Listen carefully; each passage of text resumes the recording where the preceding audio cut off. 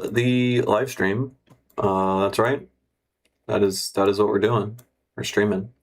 And I'm going to work on music. I'm going to work on mixing and mastering and finishing up some songs for the album. So that'll be fun. We're just gonna focus hard on making this sound as good as possible. Luckily, we're at the stage where I think the album is largely listenable. So we're just kind of polishing and improving things past the point where it's already good. So it tends to be kind of fun, I want to say, unless we end up discovering completely new issues with the song that I never realized were there before, in which case I'll totally crash out and freak the fuck out. So that'll be entertaining, probably. I don't want to hear myself. Let me just... I need to stop... I'm trying to change up my habits. I don't like whenever I'm like actively thinking and I'm trying to speak, I just start saying da da da da, and it's obnoxious, I think. So I'm working on stopping that. Should be fun. What's up? The morning I woke up dead. Welcome. Okay. I also need to stop saying so much and I mean, that's just a perpetual thing you just always work on, I think, when you work on public speaking. So it'll be fun. Anyways, this is the song.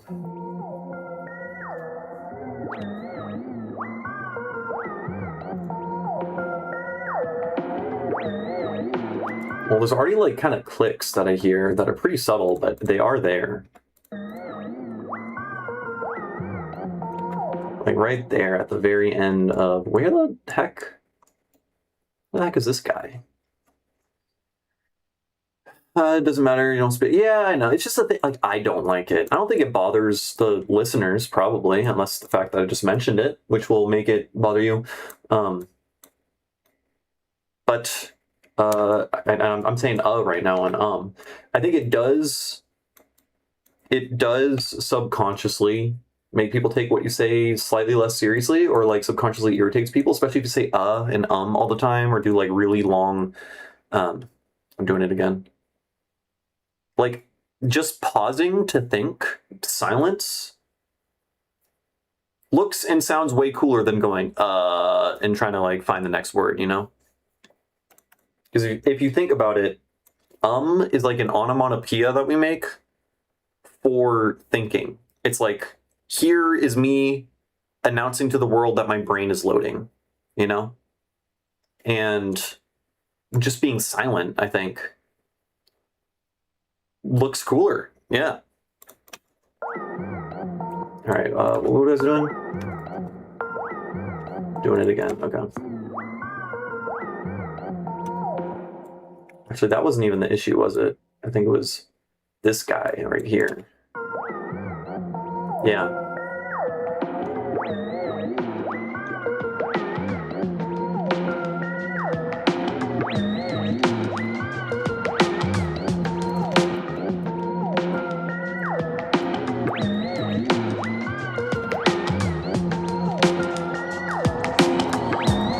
Yeah, I had a live gig. I did it again.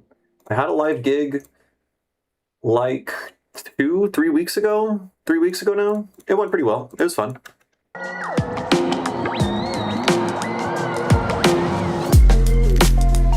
Now I'm curious, do other languages say when thinking? Almost all languages use hesitation. I mean, hesitation sounds yes, but I'm wondering if they use other... What? Really? Okay, so French, Spanish, and German are all pretty much the same, where you're just like drawing out a vowel, and maybe that vowel is slightly different. And then Mandarin has like consonants and stuff in there. And Japanese, I guess. Well, okay, Japanese and Mandarin, they're, you know, same family of languages. So that makes sense, but that's interesting. I think that's cool. Because like, if they all were the same, where it's just like loading sound of like a vowel being spoken.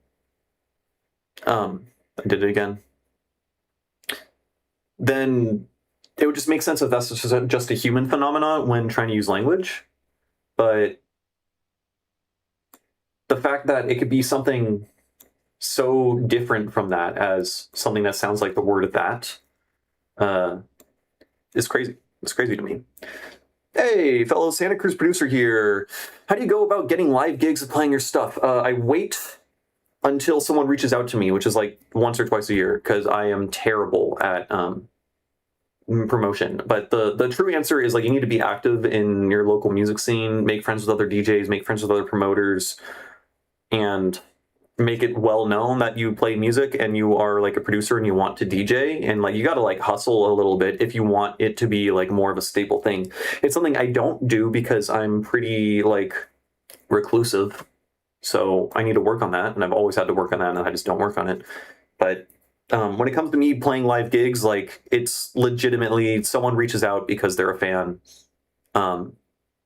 or like I don't know. Like my largest gigs that I've played recently, I opened for Entangled Mind and Dillard in Denver. I'm so conscious every time I say and damn it, why did I would be happier if I didn't just announce I wasn't doing that. The large show I played in Denver recently was entirely because I played another show and made friends with them, those artists, and they respected me, and so they wanted to book me later down the line. So a lot of it is just like connections that I made from years prior. But whenever that's pretty much every time I have a show. So like sometimes I'll play like a local show, and it's because I'm friends with the promoter and I've like played shows for them years before in the past, or they've seen me play another show. But it really is just dependent on someone that I know that likes my music, is throwing a party and specifically wants me, and I'm not really doing the like hustling, making connections kind of thing. I don't know, that's not really helpful, probably. It's more so me answering the question of saying I'm bad at doing that, so yeah. But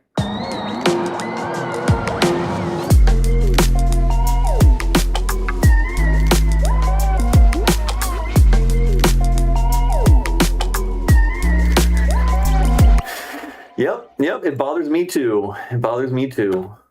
It's okay, I'm working on fixing it. So every time you're annoyed, just know I also am annoyed. But that's the best way to address it and fix it. Like I have to be actively annoyed every single time I do it. Otherwise, there's no incentive to stop it, right? You have to correct it immediately. Ruins the entire stream. Yeah, ruins my entire day.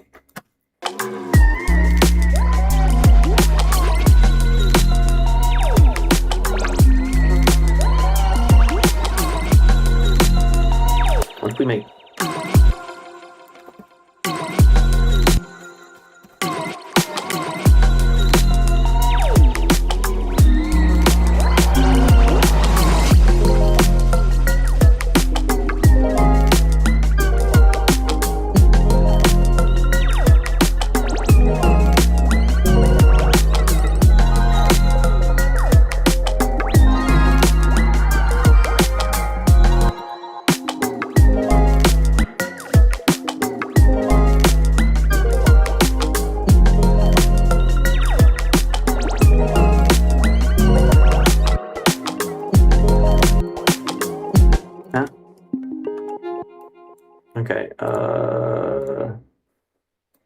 I'm just doing it. I'm not even saying anything. I'm just saying the word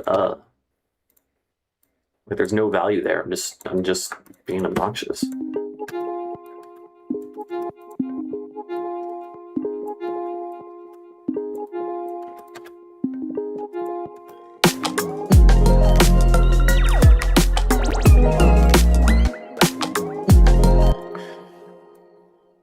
What to do about you? Okay, that's better. Oh, there's like a tiny little noisy transient like located somewhere around there, and it's very annoying.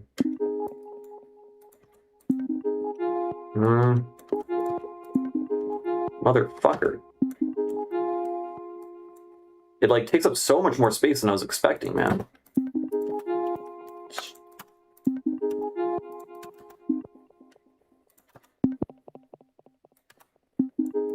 We're just doing that now. Okay, yeah, to change a habit, you have to be conscious of it. It's kind of like if you want to improve at an instrument, I did it again. If you want to improve at an instrument, then you have to be very, very conscious of all of the little micro muscle movements that you're making the entire time. You have to consciously practice. You can't just practice. You have to be very consciously aware of everything you're doing. Sounds bad. I'm so upset right now. What if we reverse it?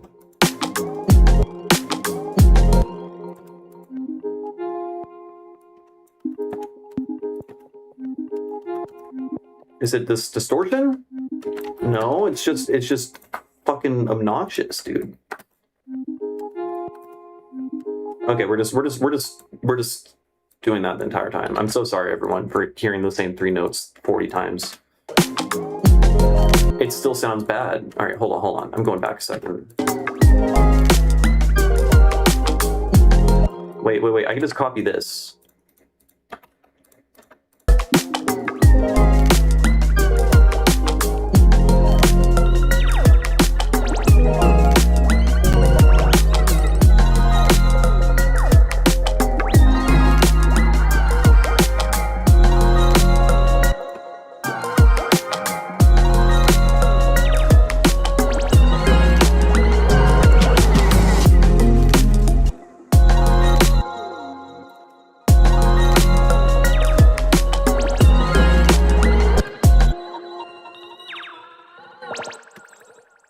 Do we mute that? I don't know. It is kind of cluttered over here.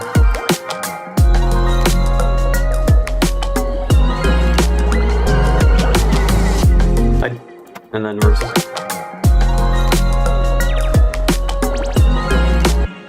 We'll just make it quieter. We'll just make it much quieter.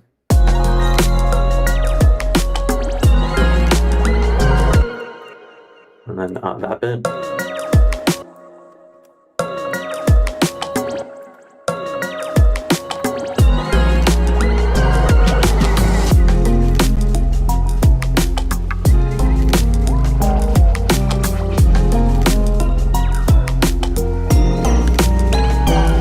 Yeah, it's just serum for the poor.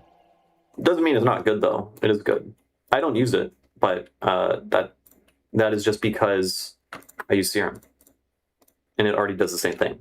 Also, I don't even use serum. I wouldn't recommend. Honestly, for like my style of how I produce and do sound design, I would not recommend serum or Vital, frankly, just because I don't use them and I get by without them. But that doesn't mean that they're not good.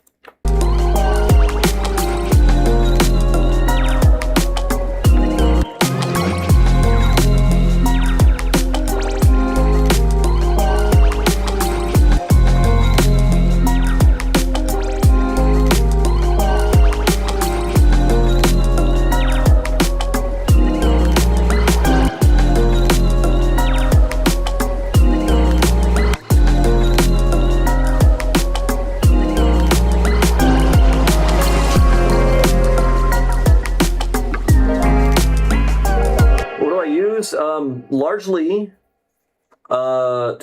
shut the fuck up. Largely, I use resampling techniques and operator and wavetable. I use pigments a little bit, not for much though. Most of the time, mostly just operator and wavetable, frankly, for the vast majority of stuff, and I layer things together, and then I will. Hey, what's up, Toby? Phalo, yeah. Fucking love your music, dude. I saw you commented on a Monument mixtape by not Primal Code, Pianetti and whatever, something like that. And I was like, yes, he listens to the good techno as well. Excellent. It's good to see you. But yeah, I mostly just use like wavetable and operator, and then occasionally I'll use other synths for like other layers, but they're really unimportant for the amount of stuff that I do with them. Like I'm using Harmor right here. It's not really doing all that much. You could recreate this with like Collision or some sort of any other additive or modal synth. But most of it is basic wave shapes and layers, just a bunch of layers, right?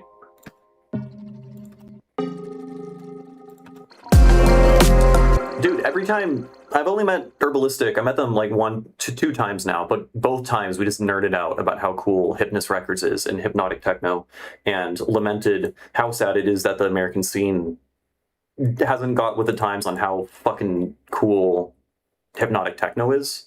Like, it's so deeply psychedelic, and I feel like would make complete sense in the kind of like music.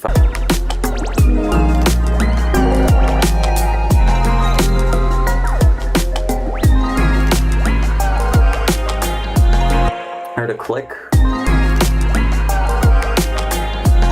and I didn't hear it that time. It's so weird. Sometimes I'll hear like really low end clicks. They're like panned one side. I'm wondering if it's like my headphones or something acting up, because they don't recreate. It's strange.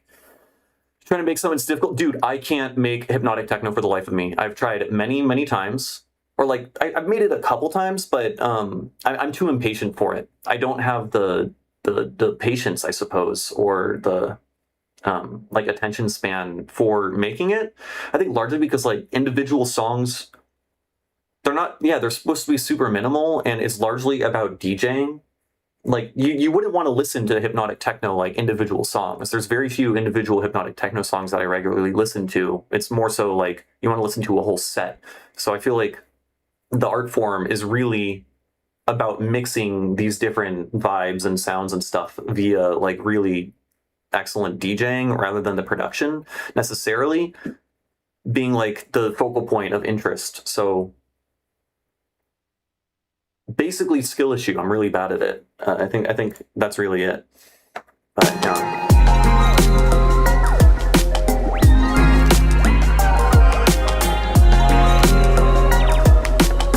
Okay, wait, I think that the da-da-da is too loud. Yeah. We'll just make you quiet. See how that sounds. Yeah.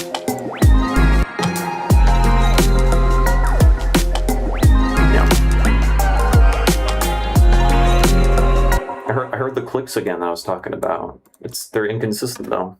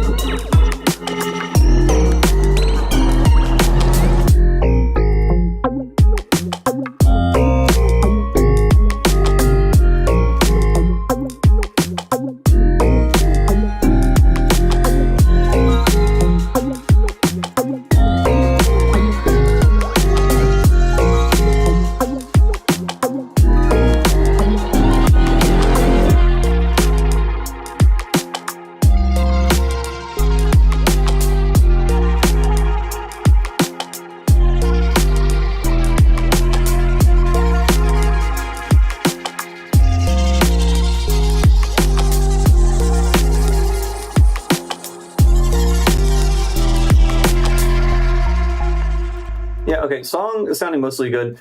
I think the da da da. Where is that? It's a wavetable. I know it's a wavetable. No, it's over here. My bad. Yes. Okay, I was looking in the wrong section. No. You. It's just a little bit too simple. So I'm wondering maybe we can grab formant filters. And then we can put the formant filters parallel process on the left and right and have them like move around just a little bit and create, I don't know, kind of like a chorusy feeling of like an actual choir. Could be cool, possibly, maybe. I returned home the other day. Welcome home. I don't really know what that means, but sounds like a good thing. And then here, let's turn you down 6, you down 6, and we probably want to turn you down like 4. And then you are going to be like that. I'm going to compress you probably. I'm going to do that. And we'll change you to a different model. And then let's grab a spellbook. And then spellbook, we will just put on the formants, I suppose, of both of those guys.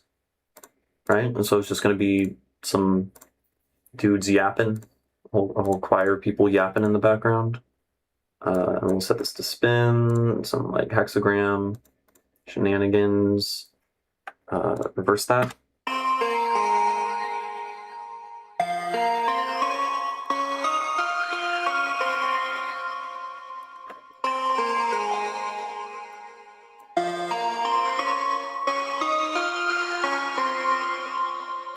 And then maybe, okay, hear me out. Can we group the, what happens if I press Command G while I did something? I hit Command G, oh, it worked. It did exactly what I thought it would do. I didn't even know, hold on, everything's bugging out. I didn't even know that was a hotkey that you could do in Ableton. I just kind of intuited that you could. I wanted to put this inside of another nested rack. That's cool. All right, let's put a phaser flanger on this bit. And so now we're gonna phaser flange whatever.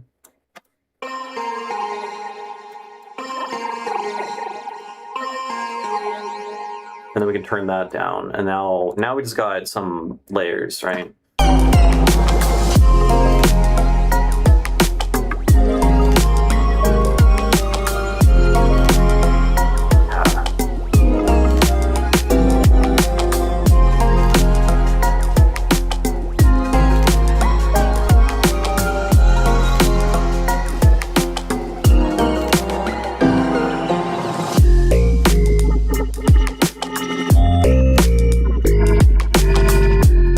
I think that works. I think that works a lot.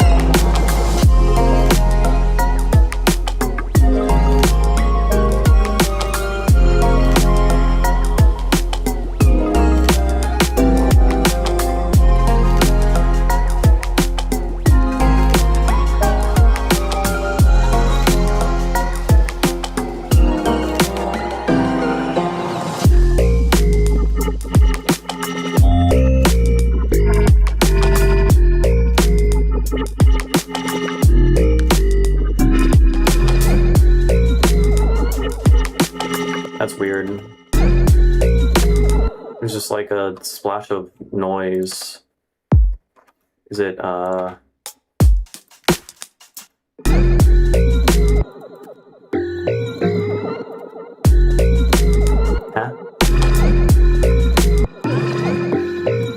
Yeah, what is that? There's like erosion on something. Not from you. Also, you're clicking. Can you not click?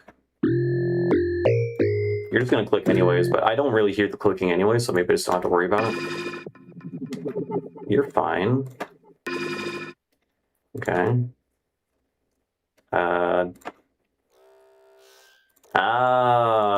The good old sine compression bass.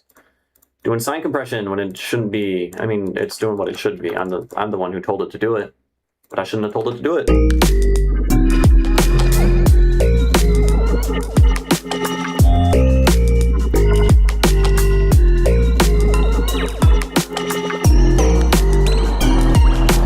Then, where's the, yes, you.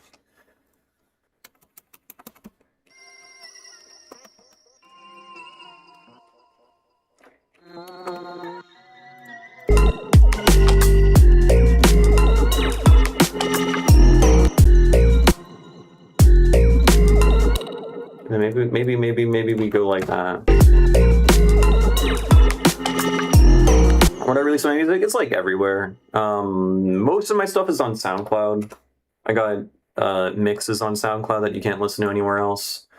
I'm saying again. I got back into the habit. I was doing good for a second. These mixes are only on SoundCloud. Well, this one's also on my YouTube. But otherwise, you can buy all the releases on Bandcamp or listen there. And most streaming services have my music, though there's a couple of them, like Gimbal Lock, I think, isn't on any streaming services. But yeah, so like SoundCloud's probably where you get the most of it, but you can also listen on if you're using Spotify or Tidal or whatever.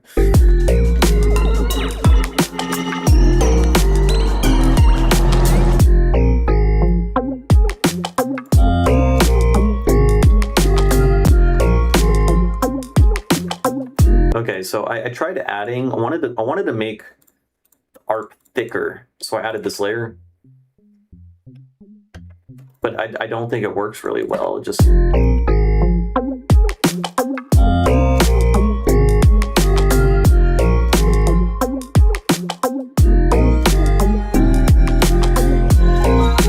also I think I just said again. I need to stop announcing that I said it, because you guys might not have noticed, and then I point it out, and I make it more annoying for you as well.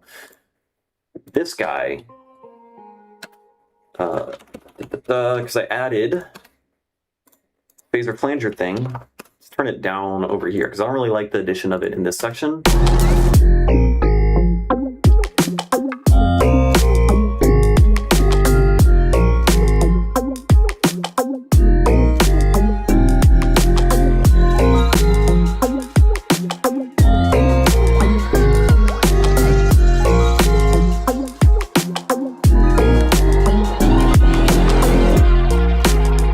So now I'm curious, what if, hold on, let's record out the MIDI from the ARP real quick, because I'm using an arpeggiator. ARP. That was audio, not, I need to make a MIDI track. Please, thank you. ARP.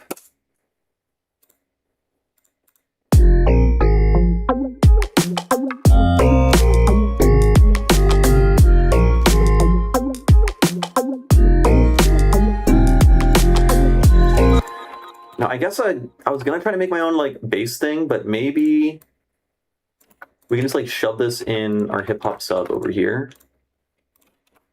And no, what are we doing? What are we doing? Why are you? Don't do that.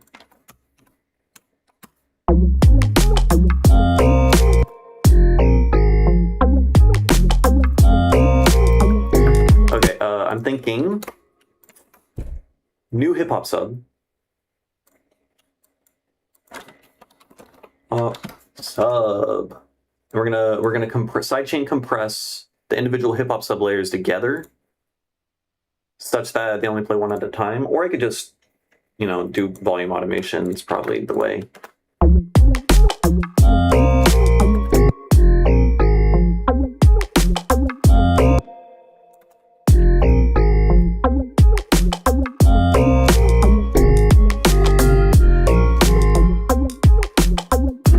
At the very least, I think just this little bit here. Probably good. Probably good.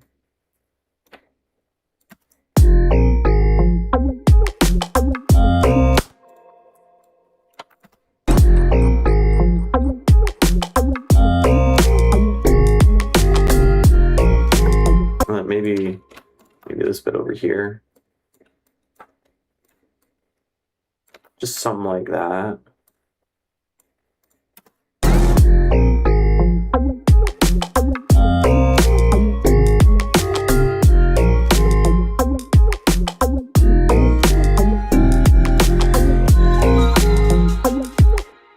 And then you...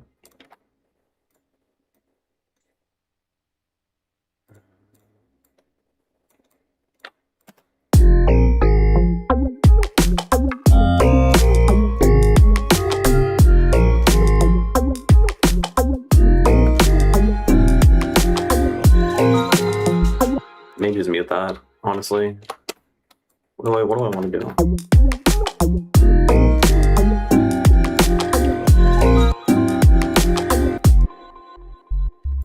Right, and you are playing like infrasonic, so that's why you're bad.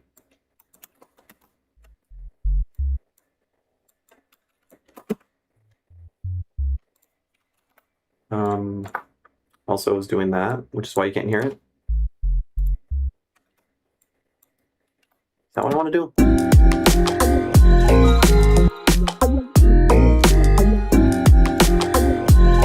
Sounds bad.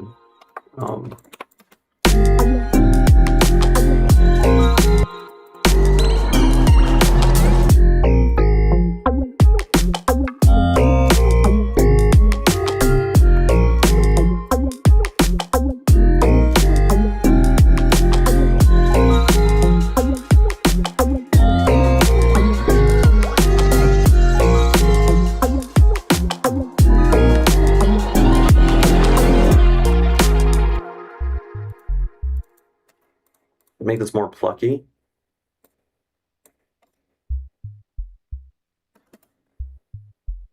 Yeah, just like something like that.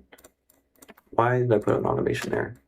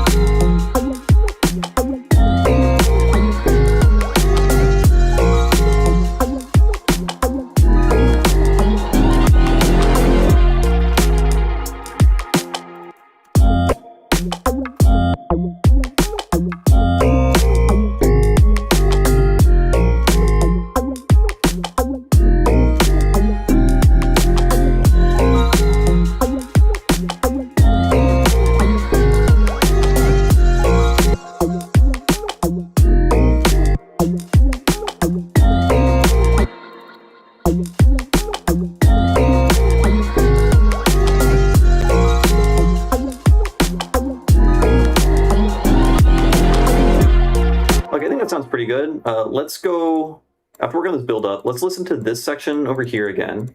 I'm gonna turn on my monitors and listen. We're gonna check if the mix sounds good, and then we'll try to fix this breakdown build up.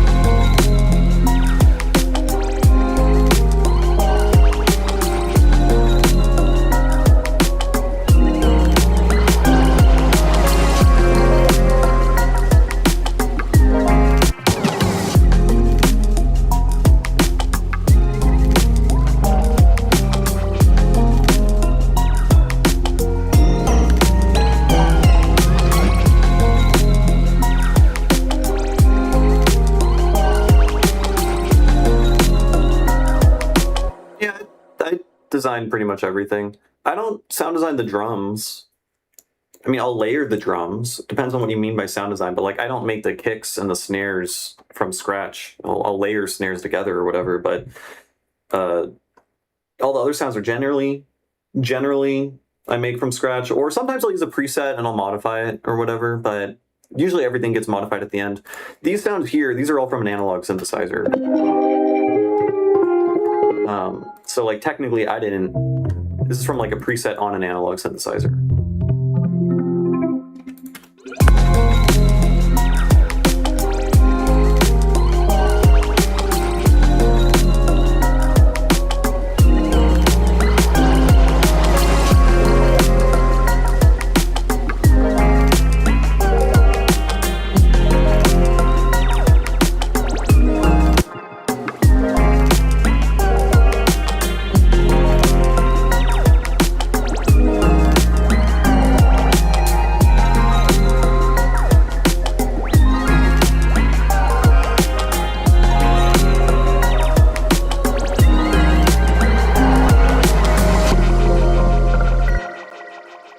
can't tell if the limiter's overworking or have distortion, too much distortion on something. I think it's this guy. It's for sure this guy. It's too much distortion on it. It sounds like I'm over limiting when it's playing.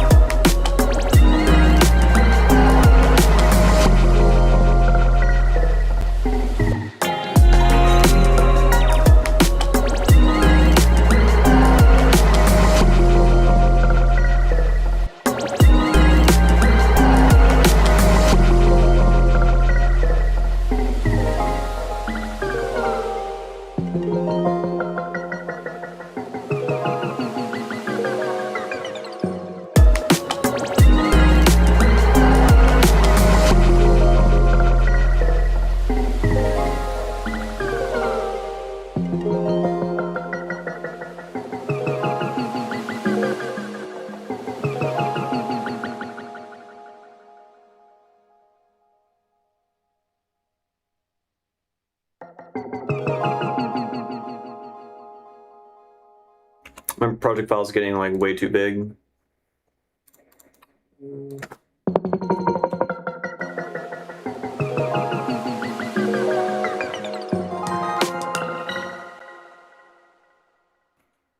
We're at the stage where we're just gonna put Soothe on everything and automate it. There's this guy. That little bit there. It's pretty bad. It's pretty bad right there.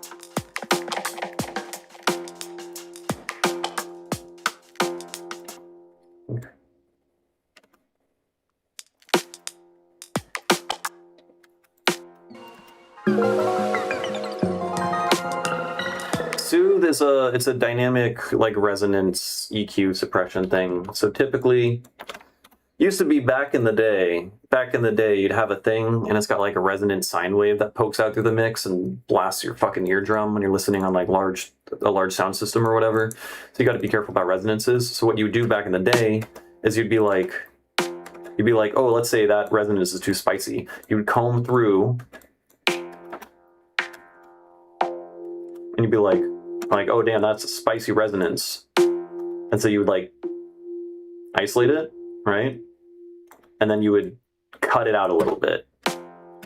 But if you cut it out a little bit, then the entire time the sound is playing, even when that resonance isn't there, it's also going to be playing like that, right? So then what you would do, if you really wanted to address it and you cared about how things sounded, you would automate that little notch to appear whenever the resonance appears to tame it, right? So it would do some shit like that, right? So then you would then copy and paste that automation on every single sound, right? This is a pain in the ass. This is a lot of effort. So Soothe just does all of that for you. It just listens to different regions and is like, oh, that's kind of spicy. I'm gonna turn that one down when it gets past a certain volume a little bit. So it's kind of like a spectral compressor in a sense. And it is extremely useful and valuable for at least getting mixes done faster. Again, you could still do all of that doing, you know, the painful shit I just showed you. Or you could just like slap Soothe on it, twist a knob, and then it like kind of does the thing for you. So on the sound earlier, Where, yeah, this bit over here. It was over here, I think.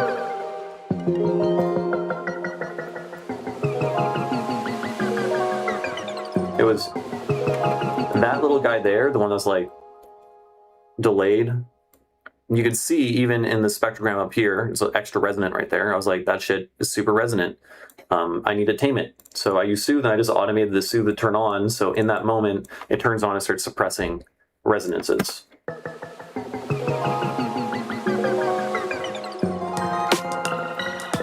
I feel like it's kind of clicky there when the drums come back in. Am I crazy?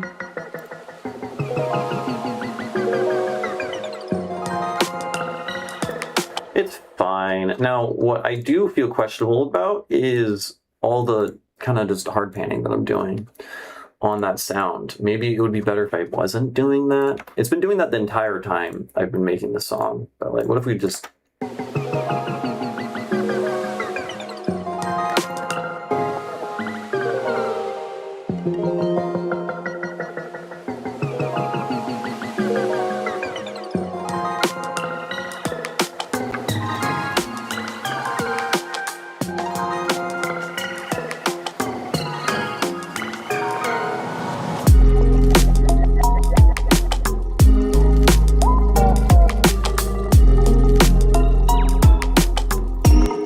Hear me out. What if, just for this bit here, we make this resonator tune an octave up? Yeah? Kind of quirky.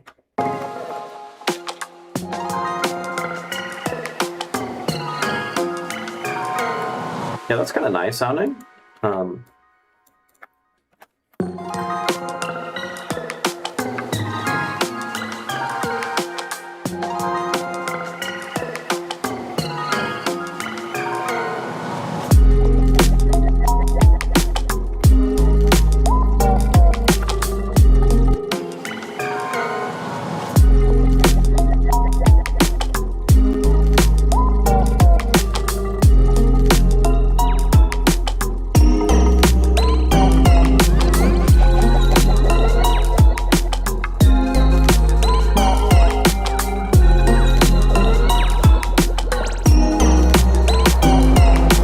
Things.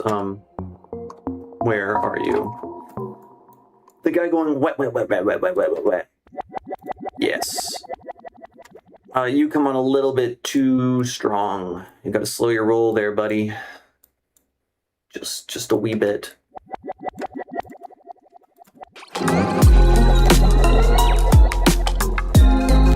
And then his buddy over here, reverse guy, you gotta come in from the other direction.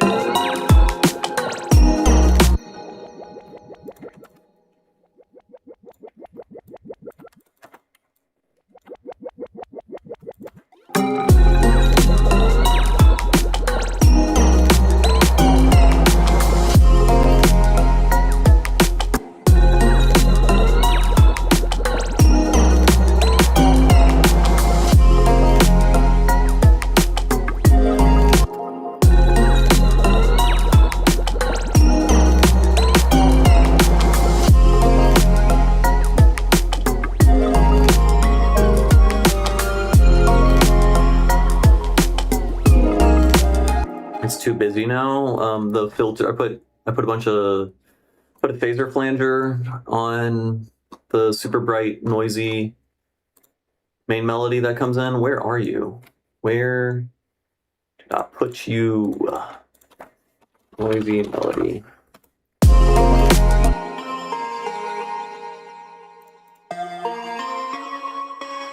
Let's slow down.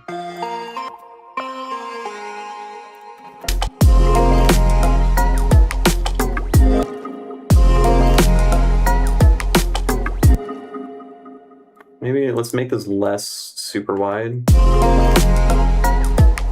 Wow.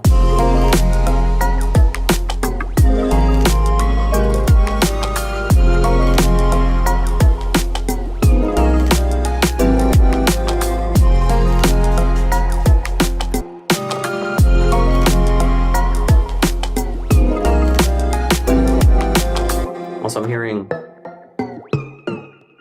The little Scoopy boing. That's fine. I think it sounds fine in the background.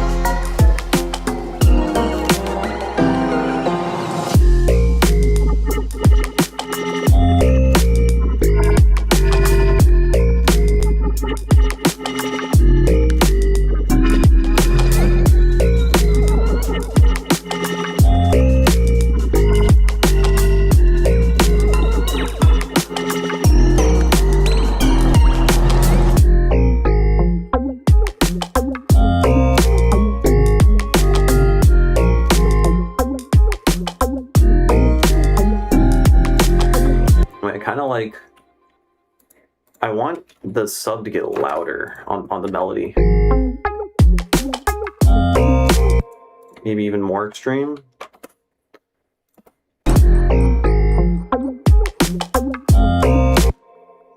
Okay, -9.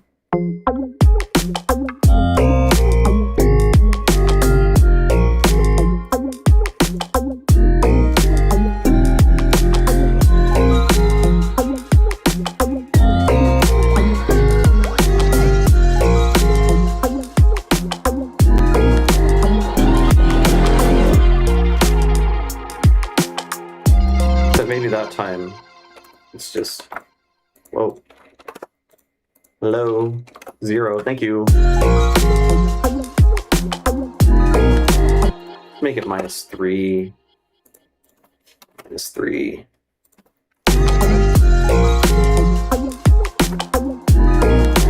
So like it increases in volume when we introduce it, and then it's at normal volume.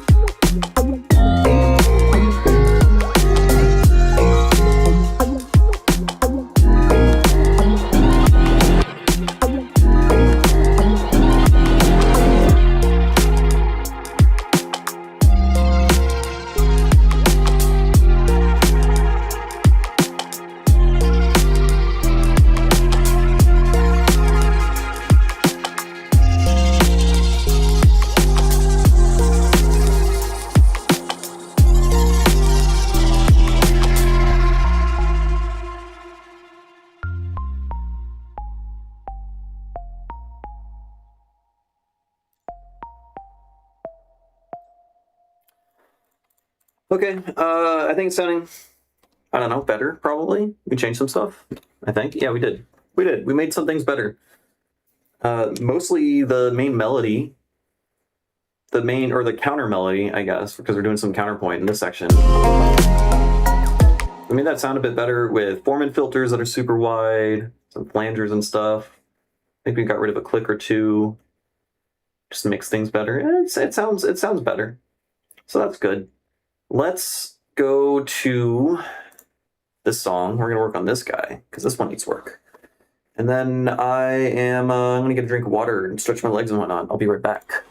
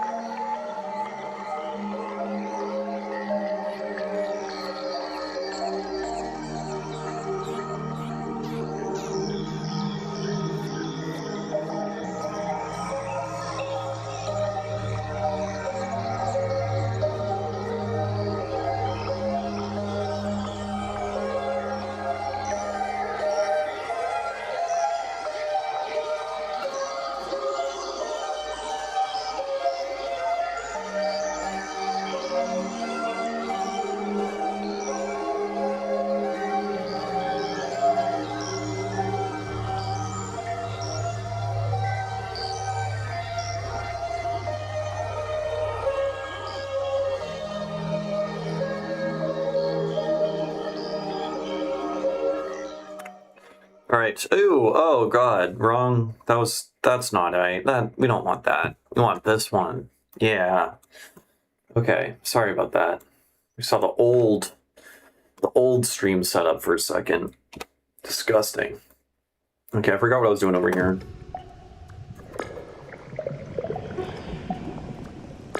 We did a bunch of stuff.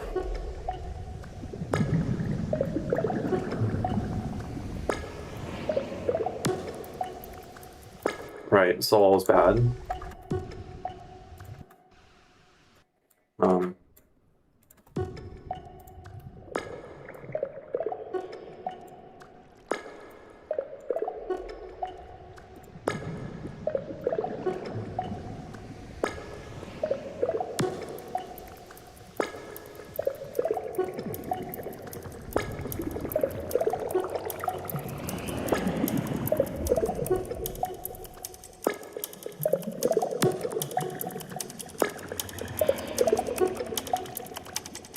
This is stupid.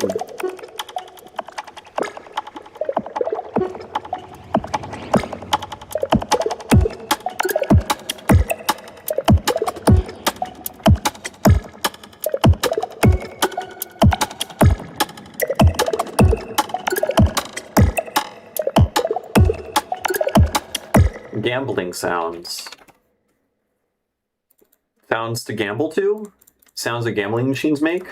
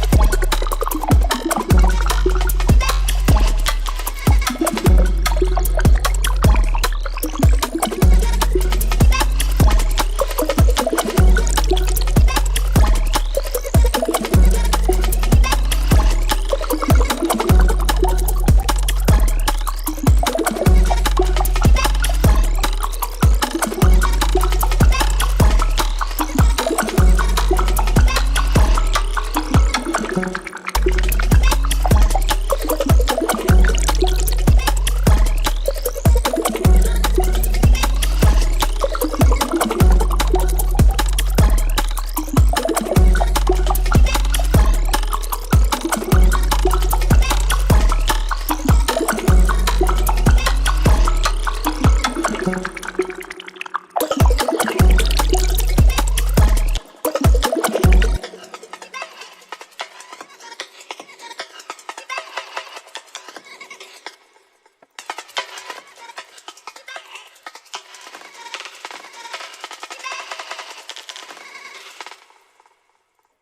not used the doubler before.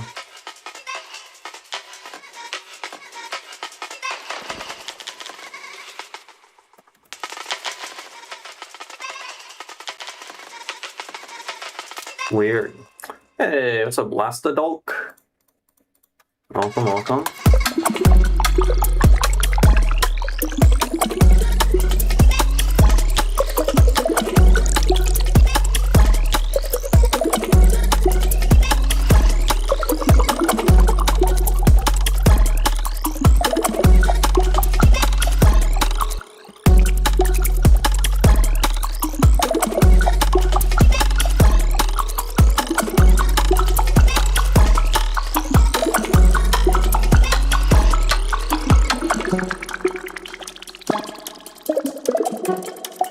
Okay, honestly, I mean, the ending, it becomes kind of a shit show towards the end, but mostly it's the intro that is the problem this whole second.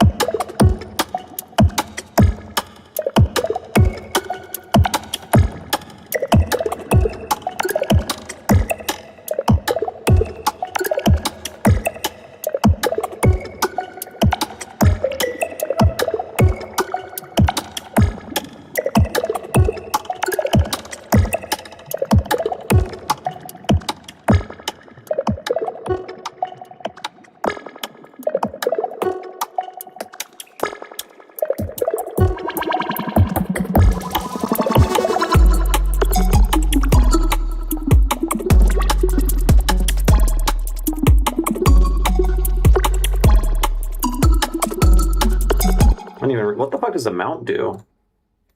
Oh, it lines them up. I didn't even realize that. I was automating the wrong thing, bro.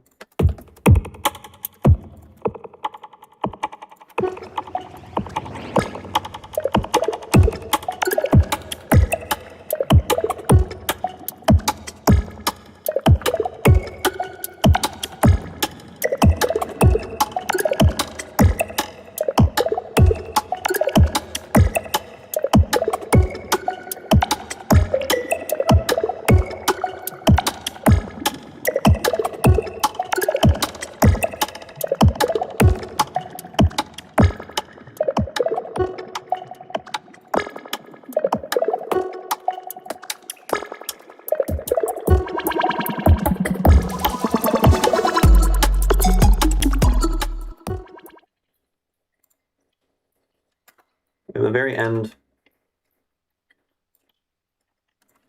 the high end gets kind of weird. Man, the song is so fucking difficult to mix down. Don't do your sound design entirely out of vocoders, folks. You're gonna end up regretting it like 5 years later.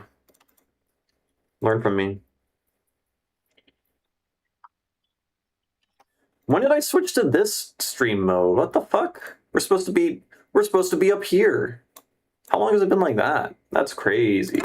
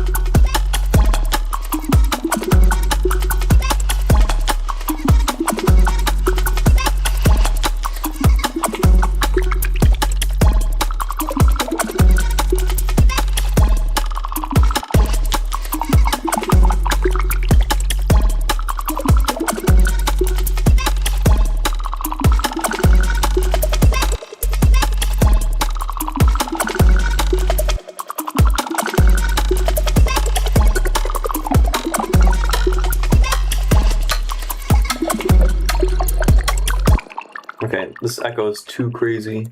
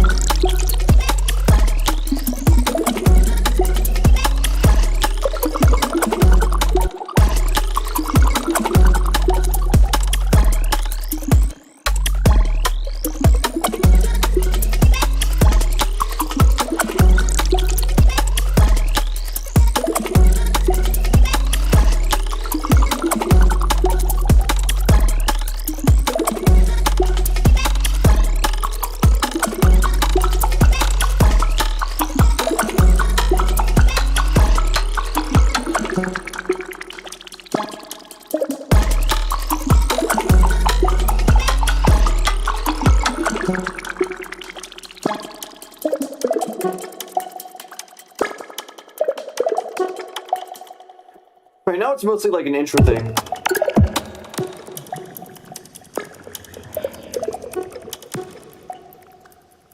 Also, I think we can just cut. We probably have to cut this bit.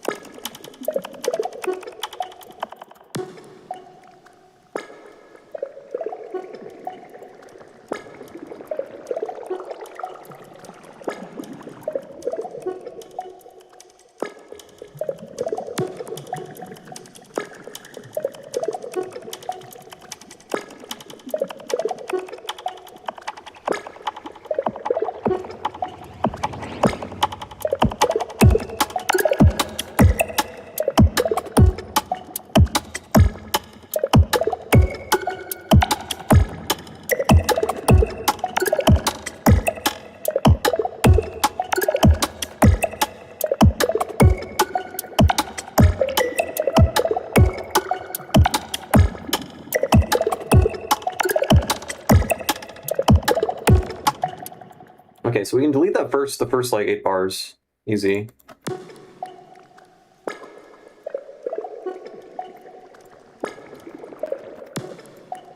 Okay, what's clicking?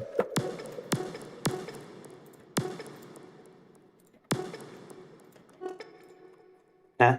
Oh, there's just a kick there doing nothing. Gotcha.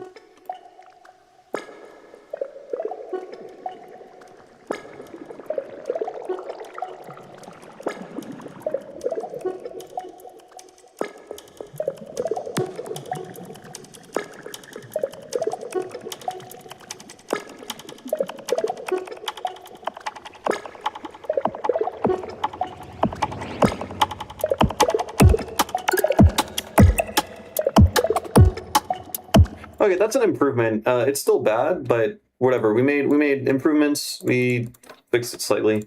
Let's switch to another song. Yeah, let's do this one. This one, I just frankly need to make the vocal sounds right, which has been an absolute nightmare because again, I use vocoders everywhere. It sucks. Vocoders, I think, sound like vocoders are some of the coolest sound design like tools, and they make some of the most interesting sounds. Mixing them is the absolute worst. They sound so bad. they're so fucking difficult to get the sound right. It's painful.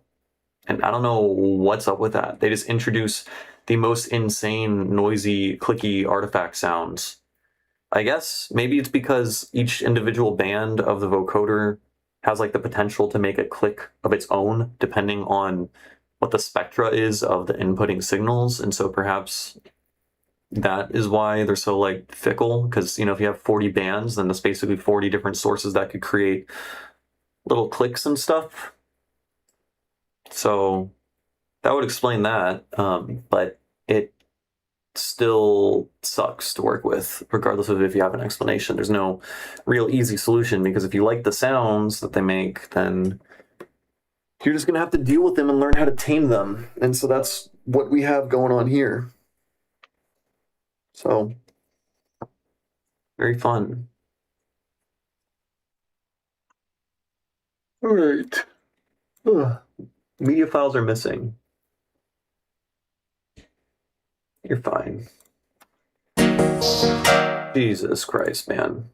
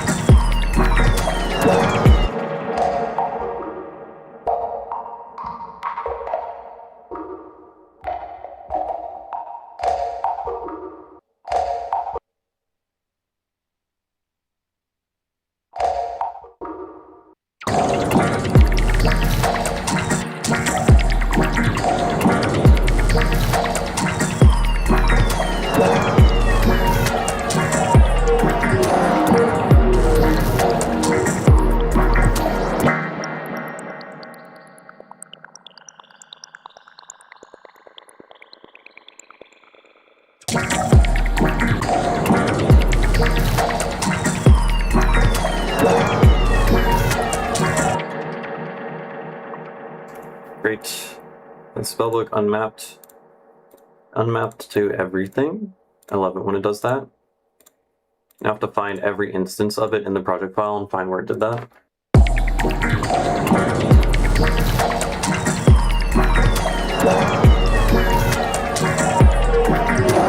Like, all the sounds in this come from vocoders. I took this crazy texture loop, this thing, and then I put a resonator on it.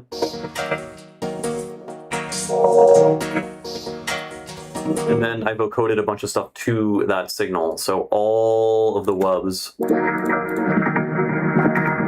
It's a vocoder.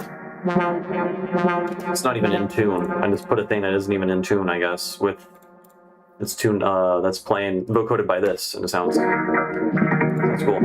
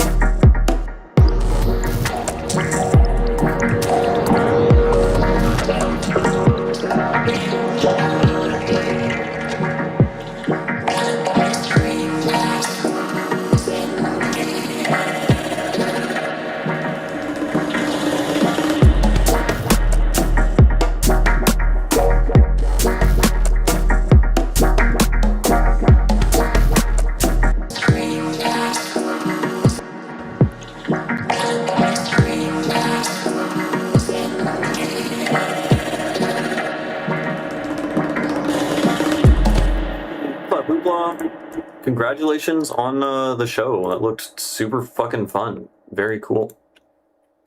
Based on all the posts I saw, it looked like a massive success. So it's very, very neat.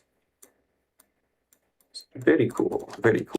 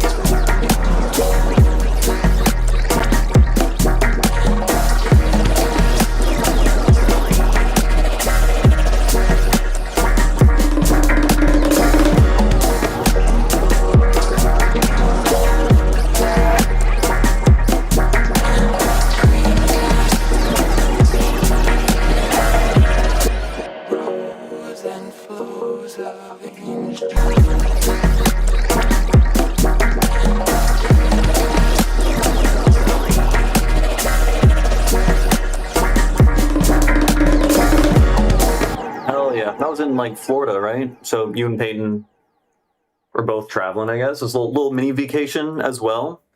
Yeah, it looked like a really, really cool production. Very neat. I feel like I tried bouncing out these stems at one point to make it better, and I made this section sound better, and now this section sounds bad as a result. And I don't know what's going on.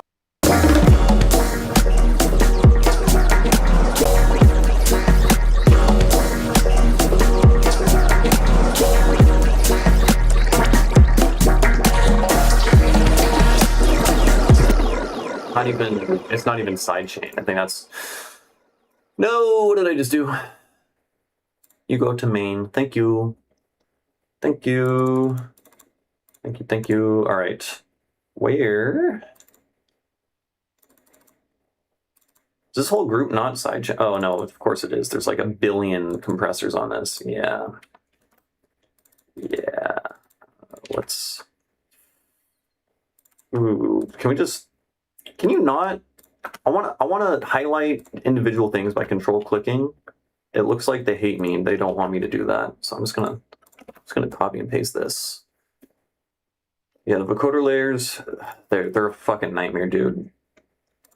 Kind of hate myself for deciding 5 years ago I'm gonna make all my music using vocoders and everything, because mixing them down is so fucking obnoxious.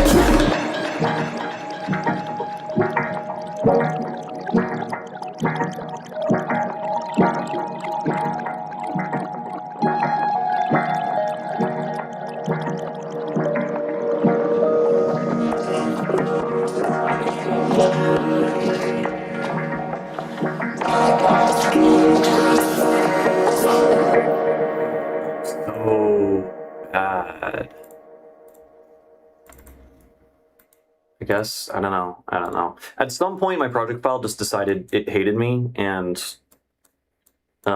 basically, I have these bounced out of stems because suddenly they just sounded completely different in my newest mixed version for no discernible reason. So I had to go back to other backups and then bounce out the good sounding vocal stem. And then now I'm mixing it outside of the group, because if I put it inside the group, then it's all fucked up because it's already been processed by that group once before in the previous thing.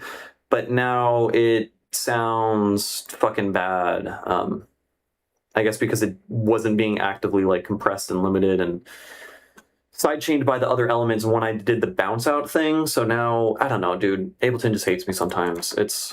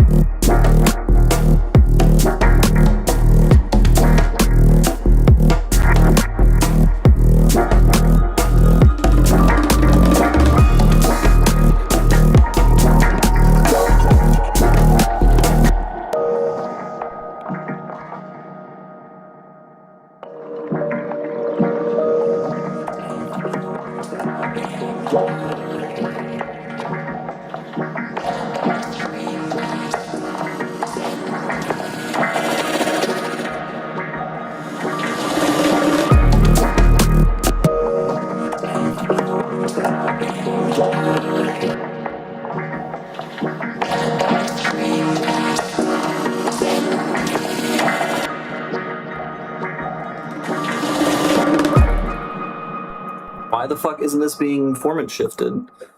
What is happening?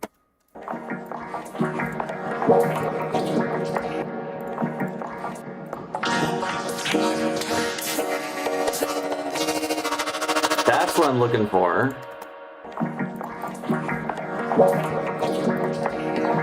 What the fuck is that? What? Why?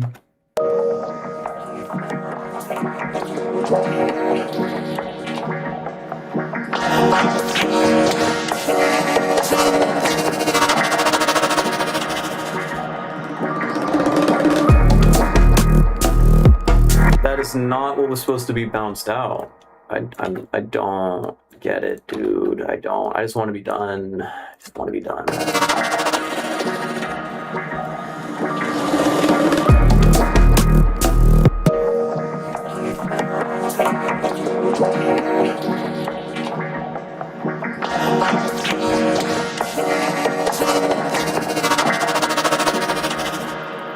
Like, it's not supposed to sound like that. You know, it's not supposed to sound like that.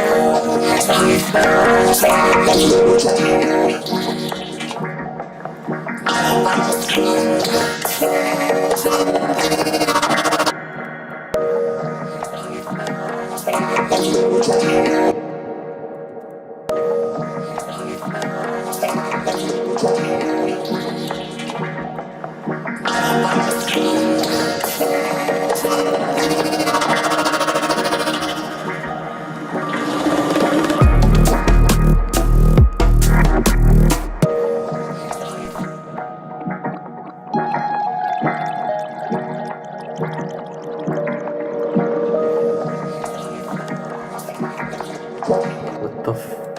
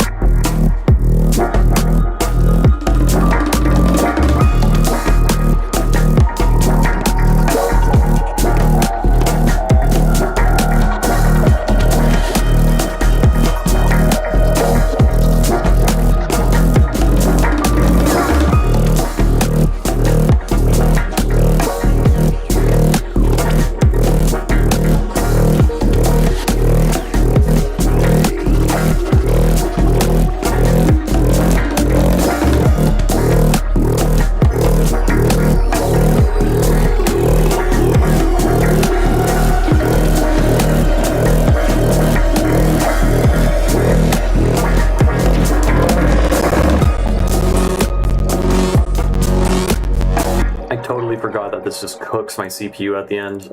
I like literally can't work on that section while live streaming.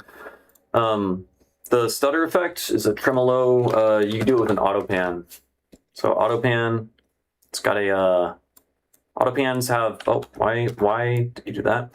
Autopans have LFOs in them, right? So there's an LFO basically controlling the volume of your left and right speaker to make them turn on and off at alternating points such that it'll pan around. Which, I don't know what sound, it's panning back and forth. If you set phase to be at 0 or 360, then both the left and right speaker are in phase with each other, so they'll just pulse on and off, which is just a tremolo. It's just turning the speaker on and off, right? Yeah, it is a good effect.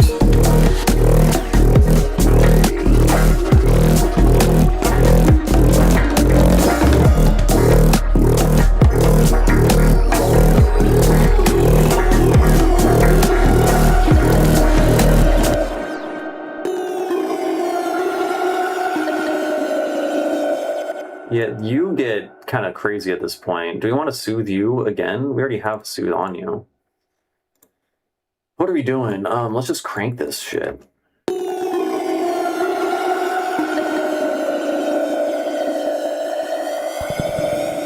It's not really fixing it at all.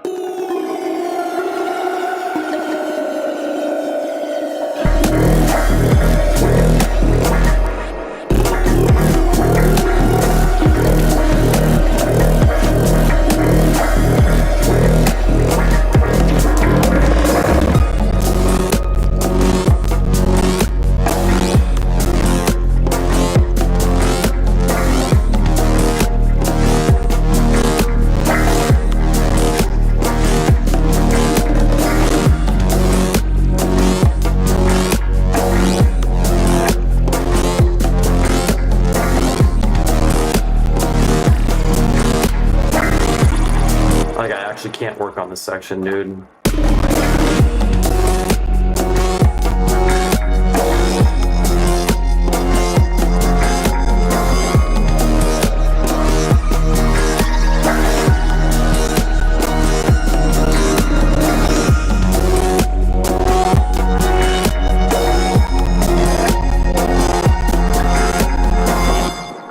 This section is fine, I really do. In between all the clicks and CPU exploding, it sounds good. So I think I don't have to worry about that. Really, the only thing I have to worry about, frankly, well, I guess this thing now. This sounds super resonant and bad when it like kind of blows up towards the end.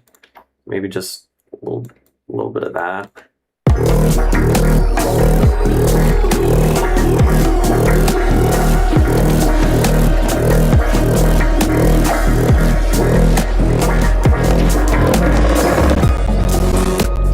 Alright, that's better.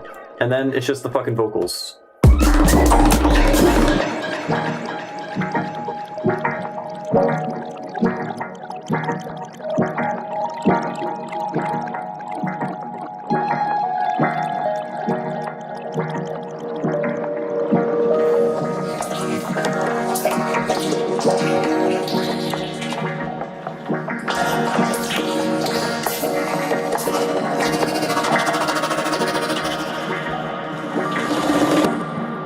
I first made this song in 2021, February 2021, so 5.5 years. And I've been working on it on and off since then. So there was probably like a point where I didn't touch the song in like a year, probably. I don't know, but on and off pretty consistently for like 5 years. I've been working on it a shit ton the past like 6-8 months, like an obscene amount. The second half of the song is relatively new. The second half was made this year. Not all songs take that long, but songs that I started from like 5-6 years ago, I made at a time when my like technique and my production style, or the things that I went to routinely to make sounds, were bad. As in, like, you know the saying, like, you can't polish a turd? Like, a lot of the stuff in this song are made with techniques that are going to lead to extreme difficulty when trying to mix them down, because I didn't really know as much as I did now. Or I didn't know as much then as I do now. So trying to finish these songs from ages ago is a nightmare. It's very difficult, but they're good ideas, so I want to finish them. So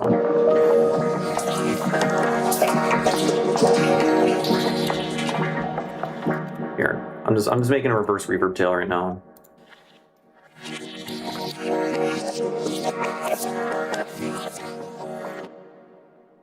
Is it even going out?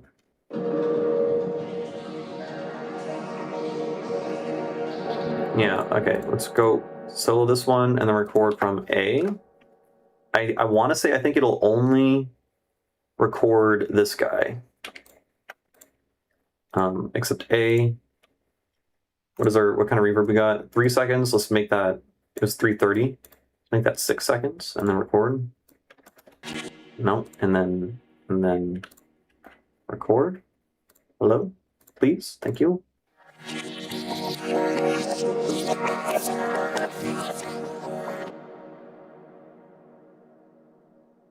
Just waiting for the reverb tail.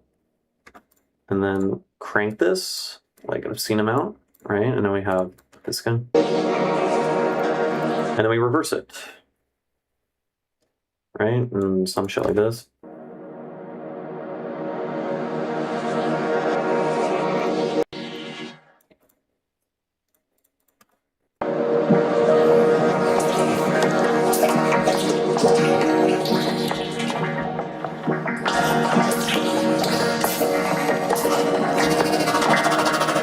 I think it's kind of cool.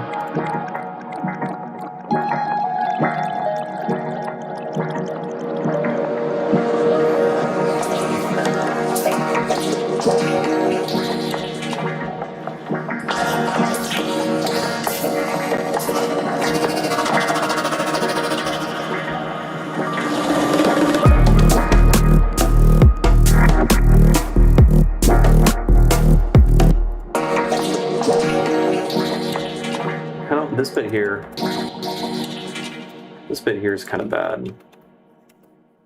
Let's filter that down.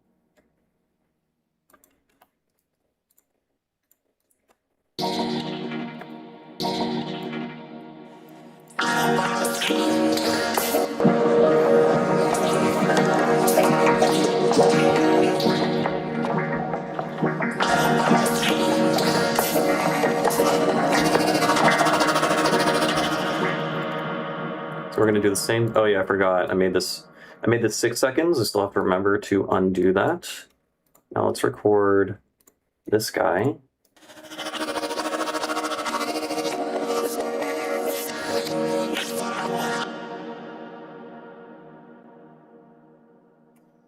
Just getting that full reverb tail. Cool. And then we reverse it. Crank the volume, and then we were like 3:30-ish. Yeah, 3:31. And then, yeah.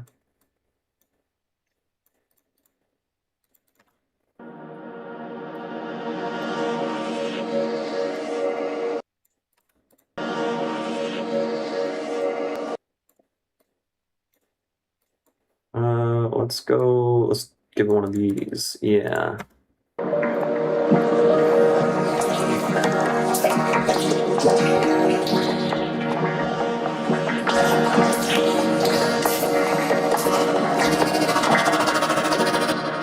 And then here, let's make this part quieter, and then we crossfade between the quieter of the same sample and this one to make it increase in volume.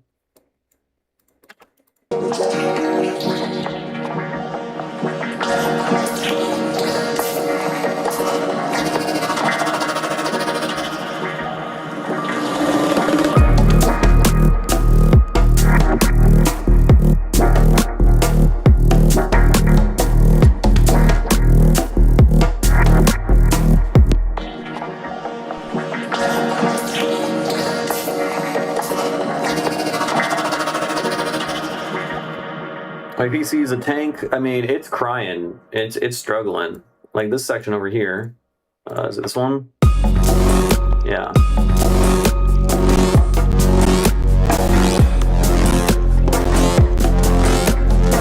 They can't play it. We're just getting audio drop out.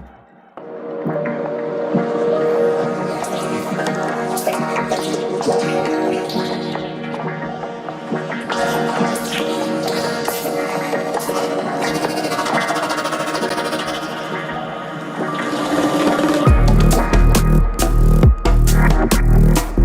then I was gonna put another effect on it just for funsies. Let's just burn every bit of CPU left, right? If you're not using 100% of your CPU, then your song isn't as good as it could be. I'm just stating facts. Sorry.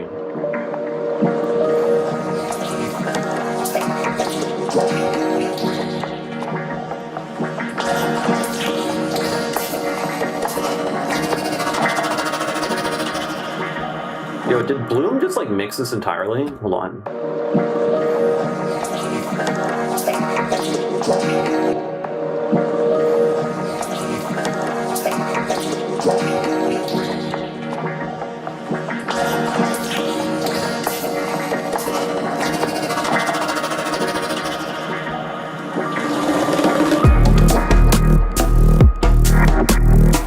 That is nuts. Oh, let's turn off the reverb on that.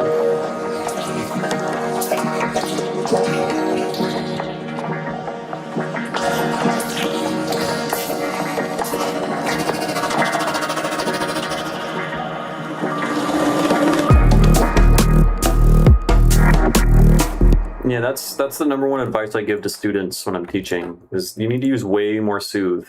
Like they're using like 30% of their CPU. Like you gotta push it all the way to 100%. Did you play that bass line in with an actual bass or MIDI? It's all MIDI. Everything's in MIDI. I do almost everything in the box. Some of the sounds. Where's the Osmos? Yeah, these little bits I played these in with the keyboard. Except these are also warped and stuff. Let's unwarp it.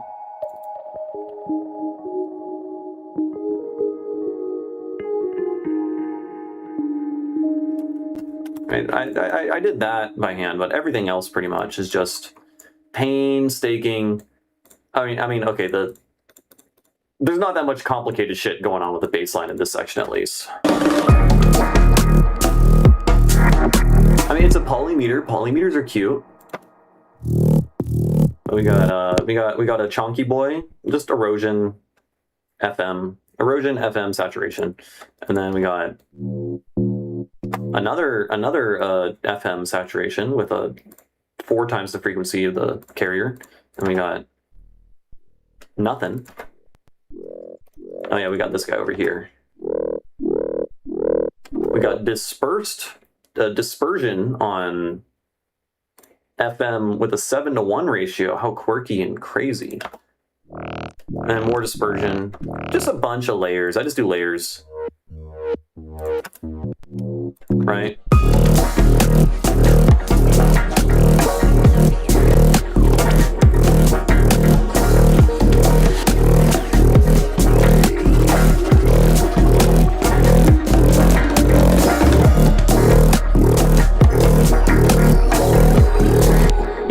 I think it all sounds fine. Okay, I think I made enough work on this. Really, I just had to work on that vocal, and I think I made the vocal sound better, so.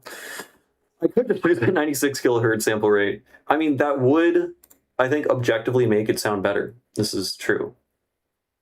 Did y'all know that humans can hear, or humans can sense ultrasonic frequencies? Like, there have been studies. You put someone in front of a speaker that reproduces 20 to 40 kilohertz, and you play music that has ultrasonic frequencies in it, and you play music that doesn't have ultrasonic frequencies in it, they're going to prefer the one with ultrasonic frequencies. We can detect it. There's also a bunch of other like weird studies. Now, it isn't done in the cochlea. There's like a bunch of other things. I know, I think certain cells in the auditory nervous system, as well as outside of it, like, I can't remember exactly where, but cells will sympathetically vibrate to ultrasonic frequencies. And so it's theorized that like we use that to detect certain things, like ultrasonic harmonics within baby cries and stuff. We can detect those. Like there was a study where they would play the sounds of babies crying to like recently, like mothers, basically people who just recently given birth. and the baby cries with ultrasonic frequencies in them made them lactate way more than just listening to a recording of a baby crying without it. So there are sensory, we can sense ultrasonic stuff, and we use it evolutionarily for detection of different stuff, which is just super interesting. And my barefoots, they play up to 40 kilohertz. Now, I mean, I'm not producing in 96 kilohertz sample rate, so maybe I'm really fucking up here. Okay, what are we doing? What are we doing now? We're switching to song, and we're gonna. Which one? We could work on Wookflu. Yes, this one. Yeah, 100% CPU is the way. The better you are producing, the more CPU you use. That's why I have like 180 tracks in this project file. It gets better the more tracks I add. Nervous system can sense ultrasonic frequencies without the auditory nervous system. Yeah, it's very cool. Ultrasonic stuff. You can make ultrasonic. There's ultrasonic weapons. You can create like beamforming, like sound lasers using ultrasonic frequencies. I know, I forget what the word is, but using ultrasonic speakers, right? High frequencies are directional like lasers. That's why like tweeters are positioned where they are. They're super directional. You know, you move off axis with a speaker, you're immediately going to lose the high frequency content. I don't think so. And blind test probe mix engineers cannot really tell the difference in sample rates, so it leads me to believe it's not needed for music. I know I have a bunch of you know, it's probably subtle, but I'm pretty sure they've done double-blinded tests with people, and they, statistically speaking, more people prefer ultrasonic frequencies. I have, here in my Discord, I have a bunch of, here we go, human perception of ultrasonic frequencies. So here's the research paper where it talks about the human infant crying stuff, vibrational modes and resonances in cells, audibility of complex tones above 20 kilohertz. Let's see what this says. It's a Dropbox link.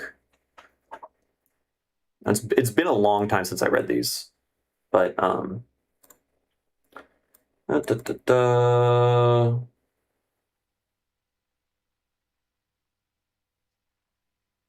single tone could not have significant influence on impression of complex sounds. So I think this is about how complex spectra of ultrasonic frequencies will influence lower frequencies, or maybe I completely misunderstood when I added this to the thing. And I also know, what was that other thing I read? Where like playing very loud ultrasonic frequencies. No, I was just talking with Babywise on this in my Discord. The cochlea,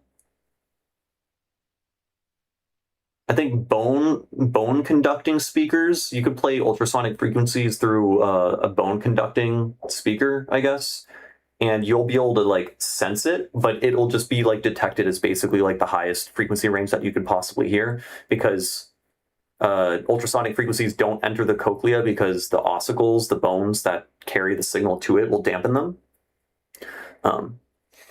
That's not in the context of music. There have been blind tests with mix engineers. Okay, yeah, maybe. I know it's a super understudied and underdeveloped thing, but I do know that we can sense it. But in very specific contexts. So like, I'm curious, obviously it's not like a musical thing, I suppose. For instance, like the mother sensing baby cries and that physiologically inducing her to lactate or whatever. It's still, it isn't, the mechanism in which it occurs isn't the same mechanism for which, you largely sense music, which is like, detecting it in your cochlea and actually like hearing sound. But there's more to the sound experiences, I suppose, beyond that. So I'm curious about like what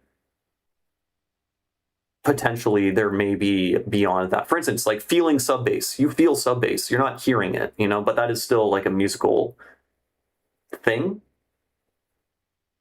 But I don't know. Components above 22 kilohertz did not significantly affect the impression of a complex tone when experimental artifacts were adequately Eliminated in the present experiment and study, however, only a synthesized complex tone was used and no data has been available for musical sounds nor...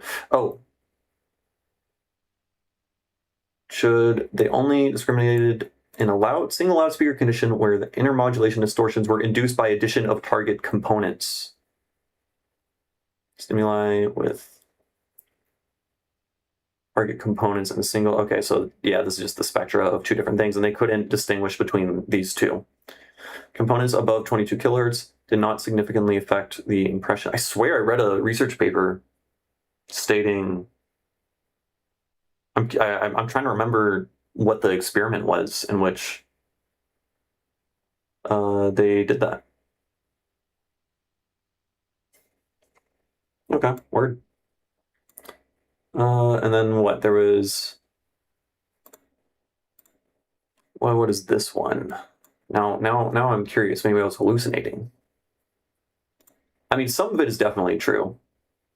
But I swear I thought there was a thing about people preferring having a preference towards speakers that could recreate ultrasonic content and playing things with ultrasonic content. But maybe I am incorrect. So this is just an analysis of the spectra of different things. We're talking about bone conducted ultrasound. So even if ultrasound be taken as having no effect on perception of live sound, its presence may still pose a problem to the audio equipment designer and recording engineer. Okay. Anyways, I'll have to look more into that and see. Maybe I just hallucinated the bit where it was detectable in musical contexts, but at the very least, it is detectable in isolated, different experiments. Now I'm very curious about it. More CPU, more tracks, better. Yes, yeah, yes. That bit is 100% true.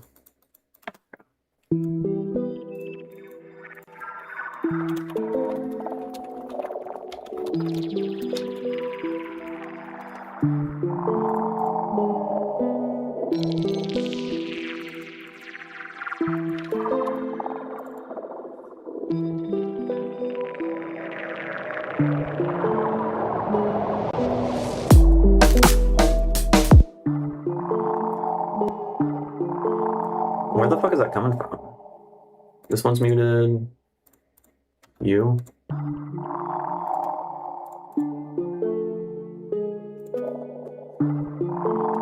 I'm losing it. I'm going crazy. I'm going nuts.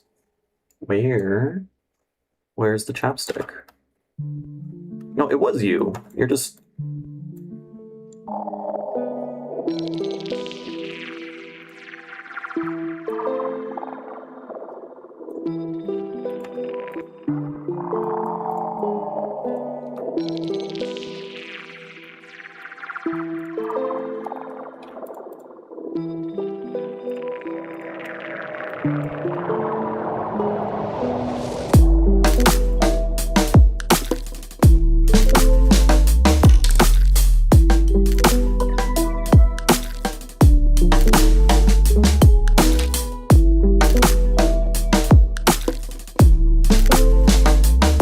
It's definitely not like the mechanism at which it is detectable is not at all the same as how we hear music. It doesn't enter the cochlea. It's not like a frequency, but it is something that can be sensed.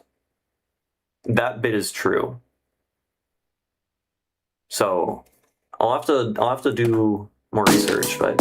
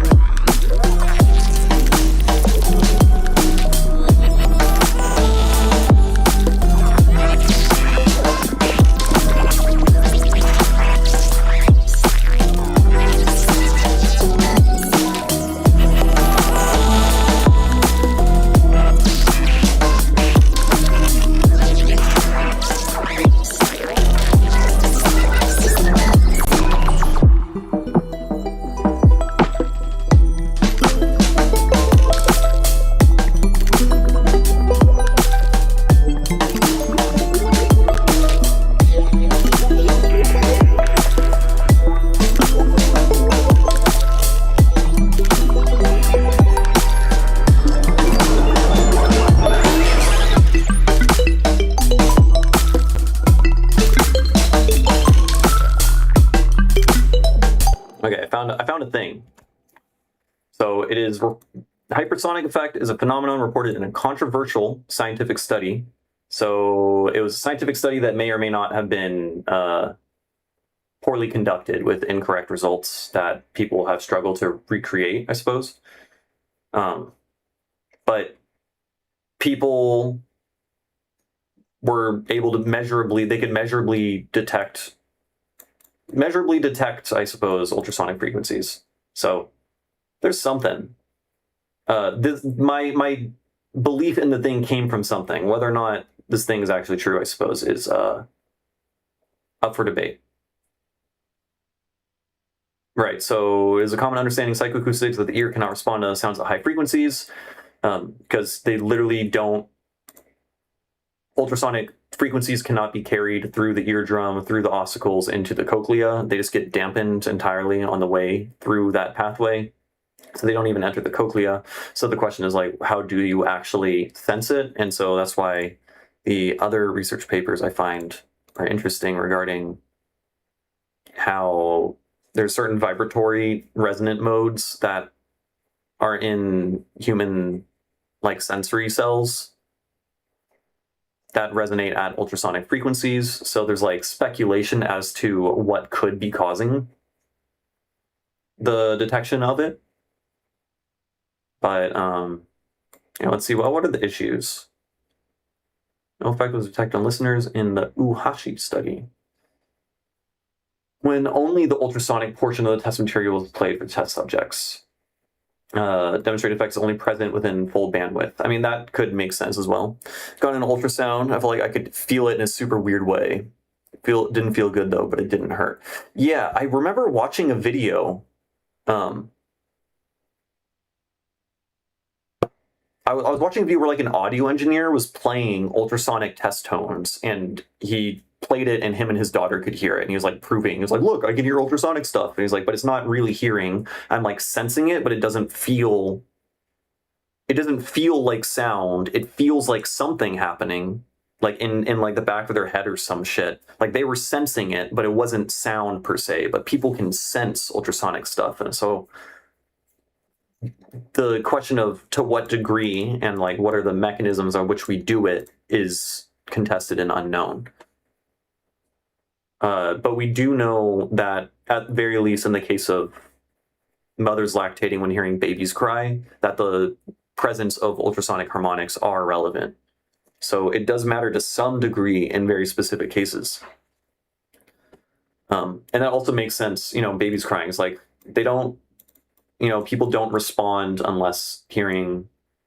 What was that video now? All right, I'm going to find it. Guy and his daughter reacting to ultrasonic frequencies. Audio engineer. I saw this years ago. It was just like some audio engineer dude who was like debunking audiophile snake oil stuff. I can hear ultrasonic frequencies. Yeah, I'm not gonna find it. Dang. Anyways, I mean, it lines up with what you're saying, Hoopla, about like sensing when the ultrasound was doing a thing. Sonic waves can activate nerve endings in the peripheral nervous system. Okay, 480 man hours of list. That's a lot of man hours of listening tests. Concluded that the subject cannot distinguish between a 20 kilohertz band limited version of a test signal, original played back on equipment reproducing up to 40 kilohertz. Okay, so I think I was just completely wrong then on, I mean, that's contrary evidence. So I guess this is, band limited material is more highly regarded. Wait, what? When they immediately played bandwidth limited material right before? Okay, so yeah, the study sounds bad. Hold on, counter contrary evidence.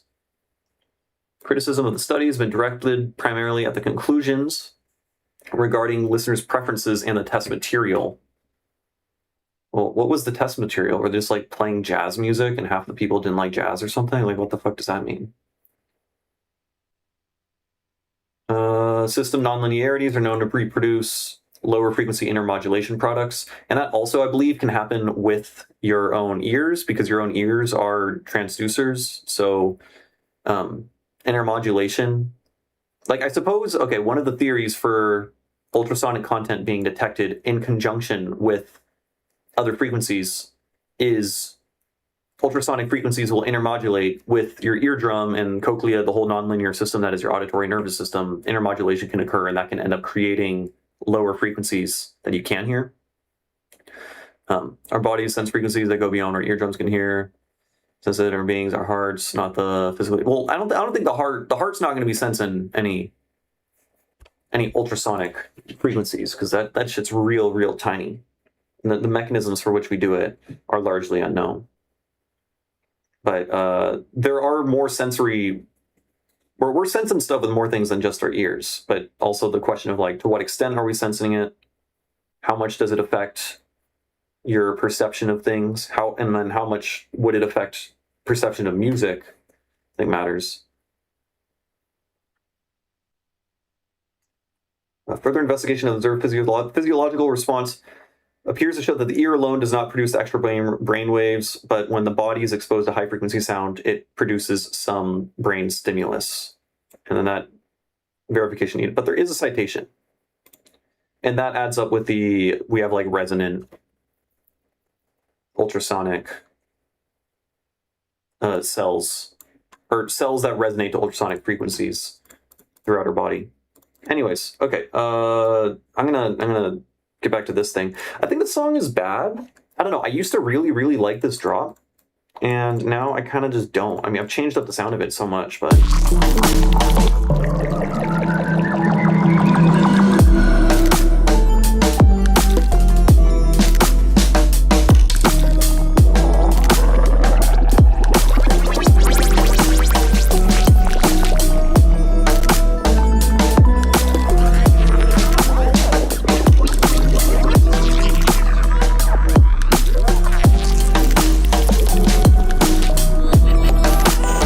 Yeah, but how ultrasonic electroacoustic waves, so those are like waves within the body, but like ultrasonic acoustic waves from outside the body, how would that, how do ultrasounds work actually? Hold the fuck up. I don't even know. How do ultrasounds work? They send sound waves into the body and the mapping returns echoes to return real-time images. But they use it to see shit inside the body. And so is it that like the echolocation is behaving differently? I mean, okay, I don't know. Well, honestly, lately, and here's the question. I've lately just started just trusting the AI overview because I've found that's generally right. And I feel like kind of concerned about that. That's another question, but at least everything here is cited that it's saying. Anyways, apply a gel, put a transducer, as electric crystals vibrate when hit with electrical current, high frequency sound waves that travel into your body. And as they travel, they hit different boundaries, and then they bounce back. Okay. So it's the ultrasonic content isn't going through the air as a medium. That makes sense. If it went through the air as a medium, it wouldn't be able to cross over into the physical. 96K takes up an insane amount of space. Oh, like hard drive space. Yeah. Yeah, it's like almost never worth it unless you're doing like cool sound design stuff when you really want to like resample and like lower stuff.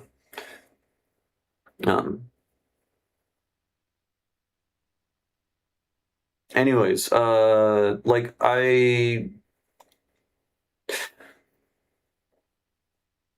if someone pointed an ultrasonic laser at you, I mean, it would cause migraines and stuff. No, it does have totally physical effects on the body. Because I guess I was just assuming like the waves would get entirely absorbed when they meet your body, but like your skin and the layers of organs underneath probably won't be. The only bit that I do know for certain is that ultrasonic frequencies from traveling from eardrum to the ossicles to the oval window in your cochlea, it gets completely dampened and like you can't hear it anymore. But a question of ultrasonic frequencies going through skin and stuff, but from the air is crazy. Like that is crazy. Because when you get an ultrasound, I guess they're pressing,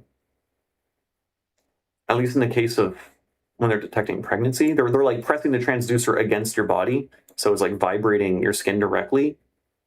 I just know that transferring from air medium into a solid medium or air into liquid, they lose a shit ton of energy. I don't know. I really don't know. Anyways, the whole thing is to say there's a lot we still don't know about human perception of ultrasound. But I guess my belief that I was mistaken on the belief that it was detectable in music and that people had a preference. I must have been told lies, or maybe I made it up. I don't know.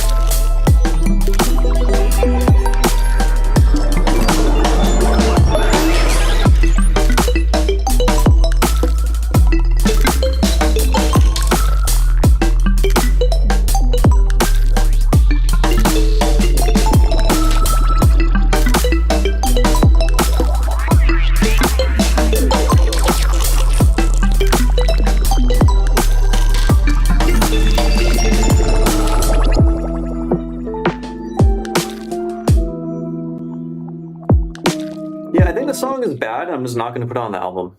Honestly, I think that's just what I'm going to do.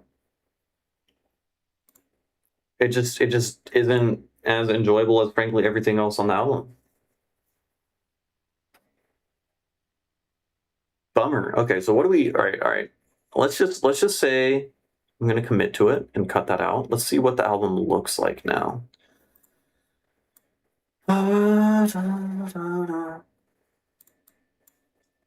So that is gone. 1, 2, 3, 4, 5, 6. No, wait, that's not even the right one. Okay. This is with me already having cut it.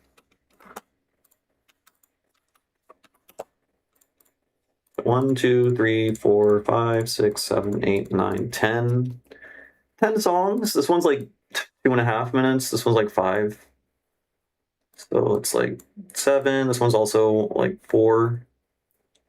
This one's like 5, 16. This one's 6 minutes, 22, 26, 30, 33, 37, about 40. We got like 40 minutes of music. Yeah, I mean, it works. It works. That's an album. That is an album. I don't know how the fuck Hoopla does it. He's put out like multiple albums at this point, right? This shit is a nightmare. I'm losing my goddamn mind. We could also opt to try to re-add these songs, which I was going to add this song for the longest time. We could revisit, let's revisit that song, because I'm still kind of uncertain if I want to cut that. If we can find it. I don't. Let's find this guy. I made it in 2025? So you would be here. Where would you be? This is awful. This is terrible. I have so much fucking music. No.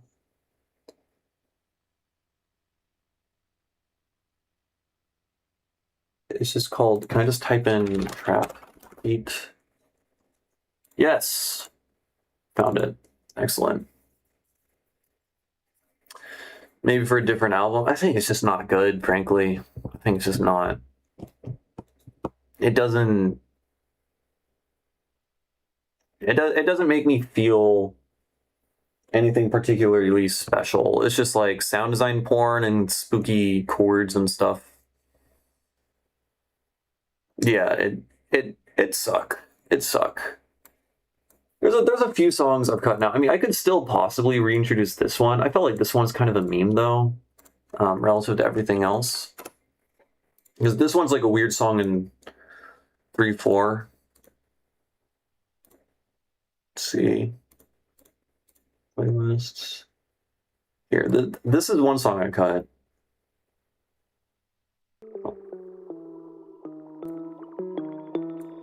Like this one, I kind of know people don't like this one that much, but it fits on the album and is kind of cool and does interesting stuff, so it's like kind of worth it.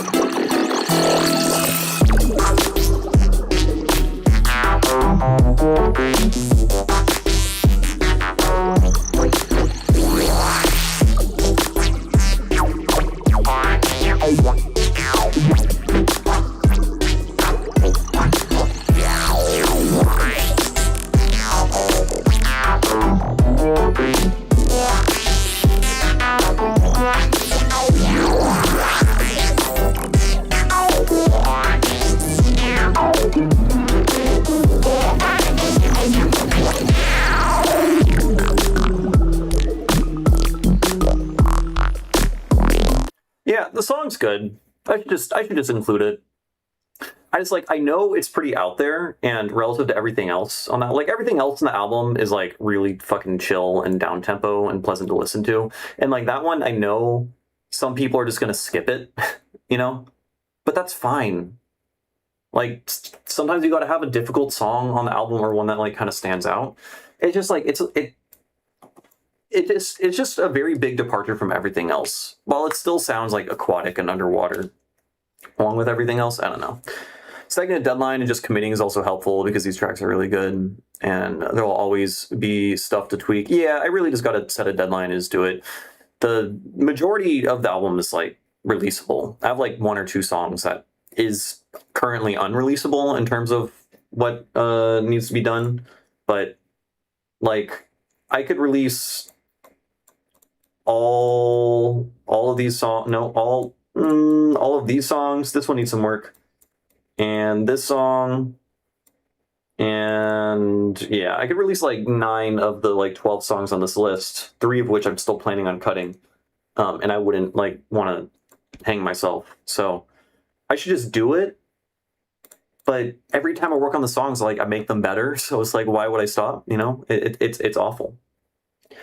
I mean, that's one of the fun parts about being a perfectionist and hyper focusing on a song is like once the mix sounds like really good and you continue working on it, it's just like a really pleasurable experience to just keep refining it and making it sound a little bit better.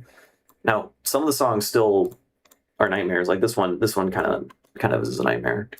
But the first 2 songs I was working on in the stream, like I could release them and be happy. It's just, but every time I work on it, I make it a little bit better. So I'm like, I just want to keep doing that. And I don't know.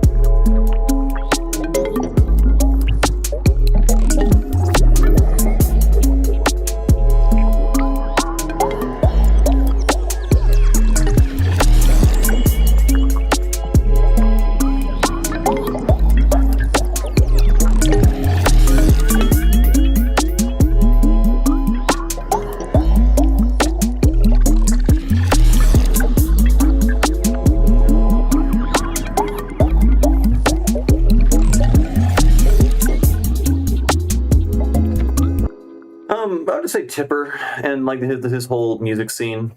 I feel like just that entire like genre and sphere of music and creativity. So that and all the artists and producers in it. Hoopla, who's in the chat right above you, he's in it. Rhizomorphic, Somatoast, a lot of like down tempo, Sybient, Psydub, psychedelic glitch hop, artists like that. They're all super inspiring. Music that like usually is like really complex sound design wise, but also generally tells a story kind of melodically and harmonically and stuff, while still having kind of a formulaic dance structure. Like I would say the most basic thing about the music that I make and the music I listen to is like the dance structure, I suppose. It doesn't or like the form of it doesn't stray too crazily, but like the drums are generally predictable and stuff, you know, the format. There's still builds and drops and stuff. But beyond that, I like experimenting and I like listening to artists who experiment a lot. IDM, I'm in IDM a lot. Autechre is a huge inspiration of mine. Even though my music sounds nothing like them, they keep my mind blown constantly and make me recognize like how far you can really push the envelope.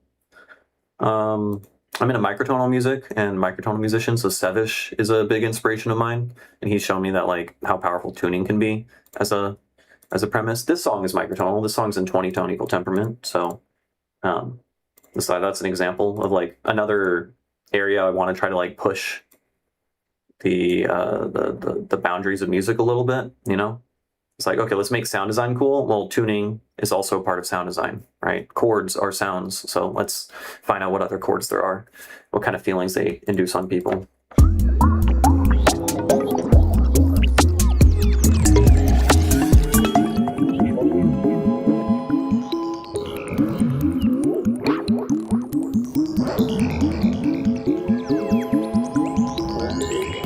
Yeah, Autechre's sick.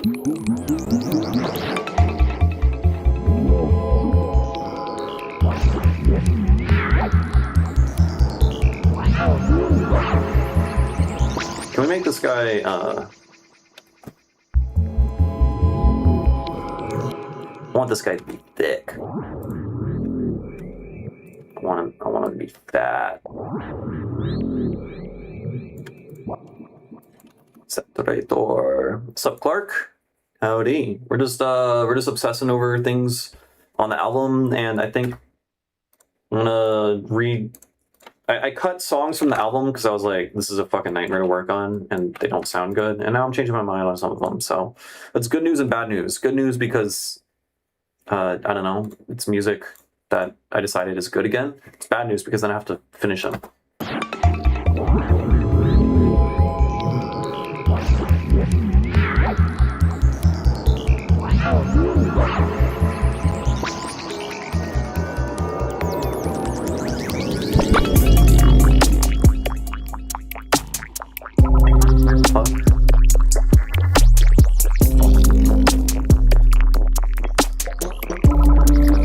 What the fuck was that? What? Huh? What? No. Why? Hello?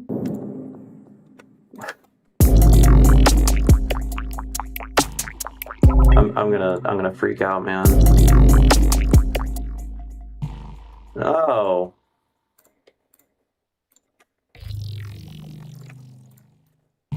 Okay.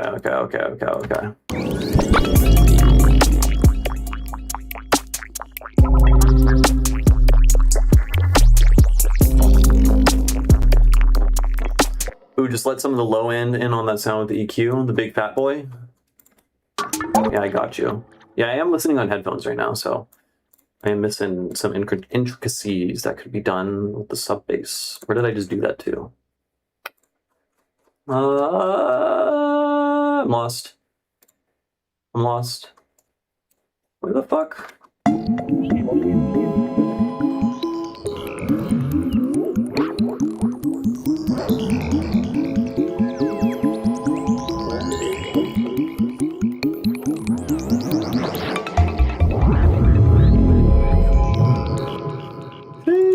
Let's turn this down.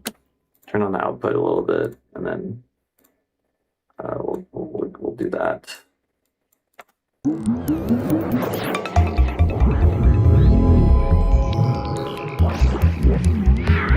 Also,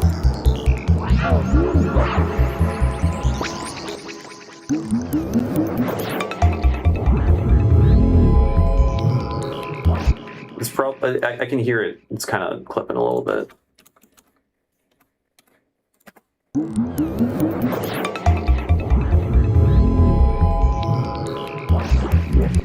Okay, I wanna make it crispy though. I want it large and crispy simultaneously. Can we do both?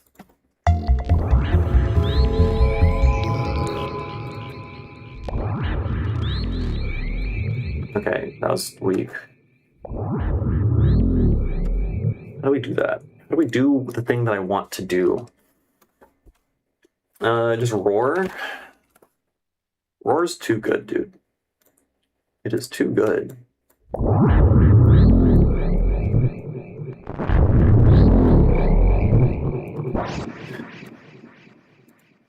It's funny sounds, man.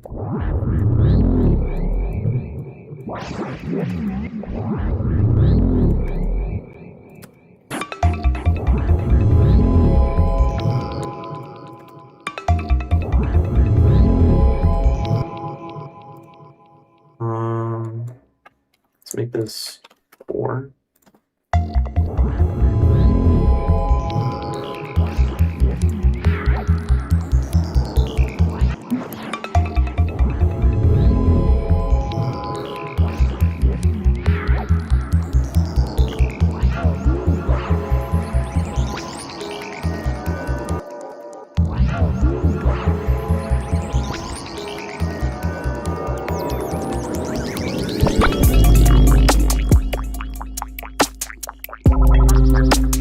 Now this section sucks. This section is a fucking mess. I still don't know. So the thing that we do here is we have this like kind of classic, have a really boring sparse drop in the beginning and then progressively add more and more and more elements, and it gets more and more lit as time goes on. But to do that, then we have to make it boring and bad in the beginning, and the transition between cool breakdown to super sparse minimal thing is so unexpected and like just bad that it causes issues. Now maybe we just add more layers. I don't know. I don't fucking know. Yeah, but that's kind of crazy.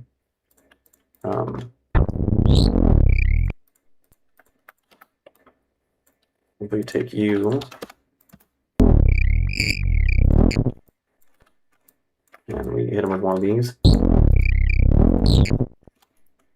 just like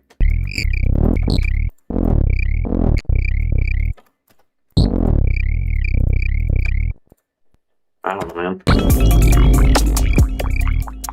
And then let's just EQ out the ultra high end frequency stuff. What if you did a beat chop or a beat to lead in right to that last bar? Like drums is repeated on an 8th note or some shit. I mean, that would be cool, but that wouldn't fix the issue, I feel like, of the drop itself being boring. Which is something that I need to focus on, I think, at the moment. But that idea is good. Like, definitely, it's just not what the song needs right now. I'm trying to figure out.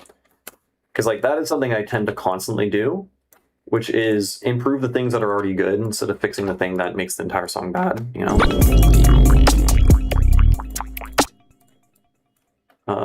Can we go pop, pop, pop?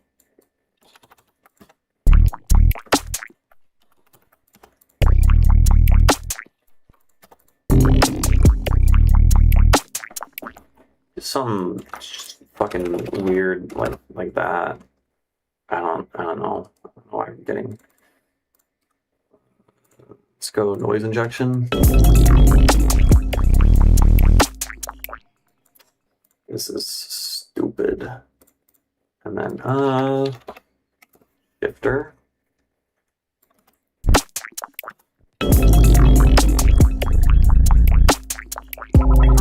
I don't know what the fuck I'm doing. I'm just gonna press play. Well, I'm just gonna play the drop, and let's try to see if there's sounds in it that I can bring to the beginning.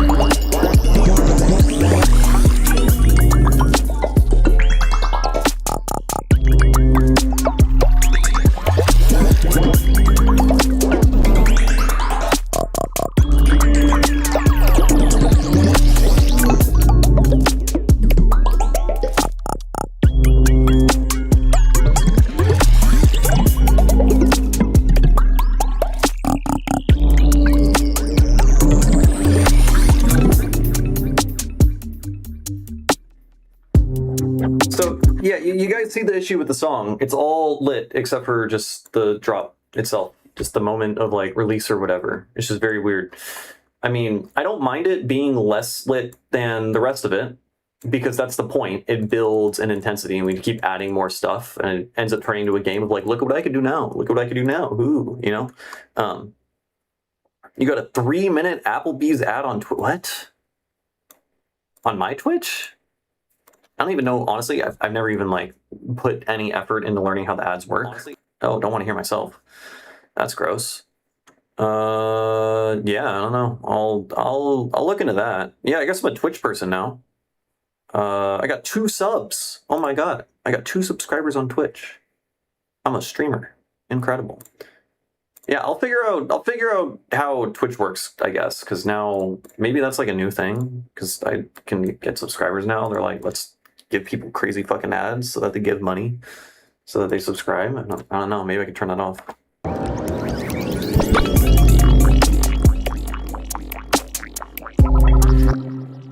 A noise fall. That's what I'm kind of already accomplishing with these like delayed out squelchy things. That kind of serves that purpose already, you know?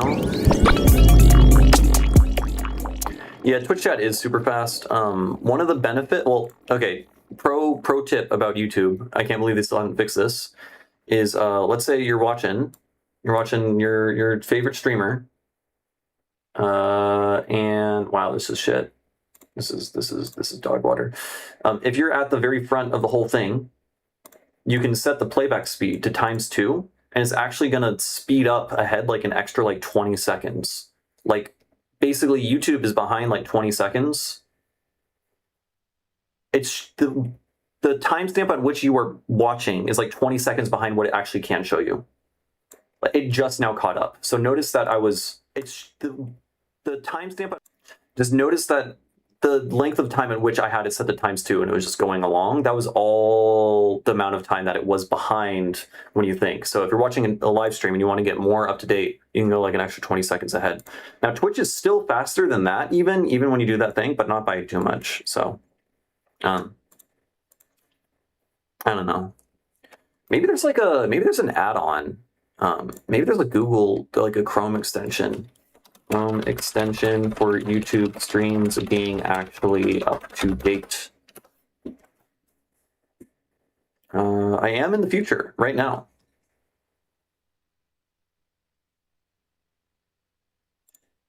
Well, I just found a thing.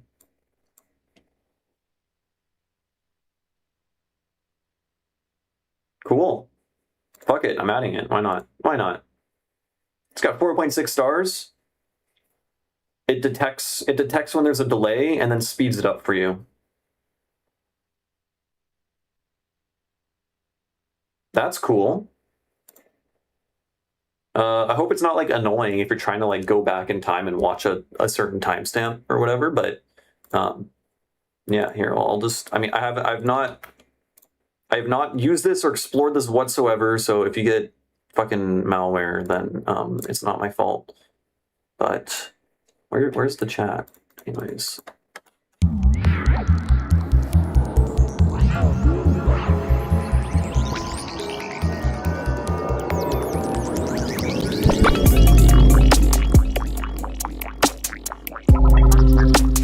Also, just like kind of the main boring thing is just the drop is just this like that is the thing, which is pretty weak. So what, we add more layers to it? One.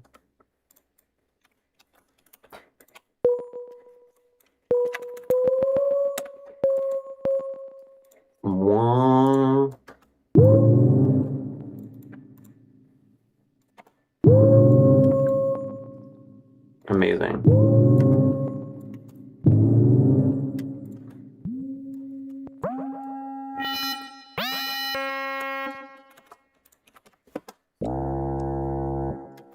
You know, let's put you outside because like you're getting reduxed or something stupid.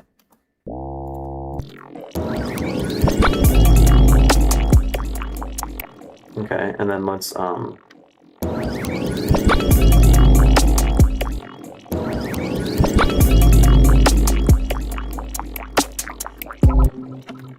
we're just making it thicker. Just add base, big chunky base. Are you even?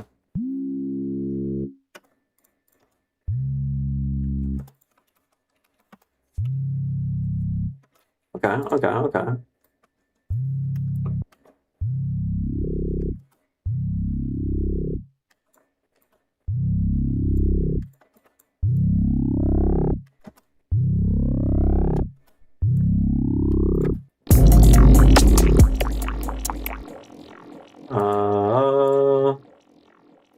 Yeah, let's set that time release.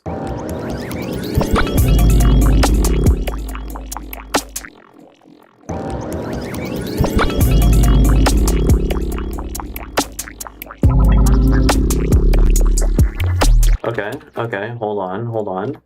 And then let's change this amount.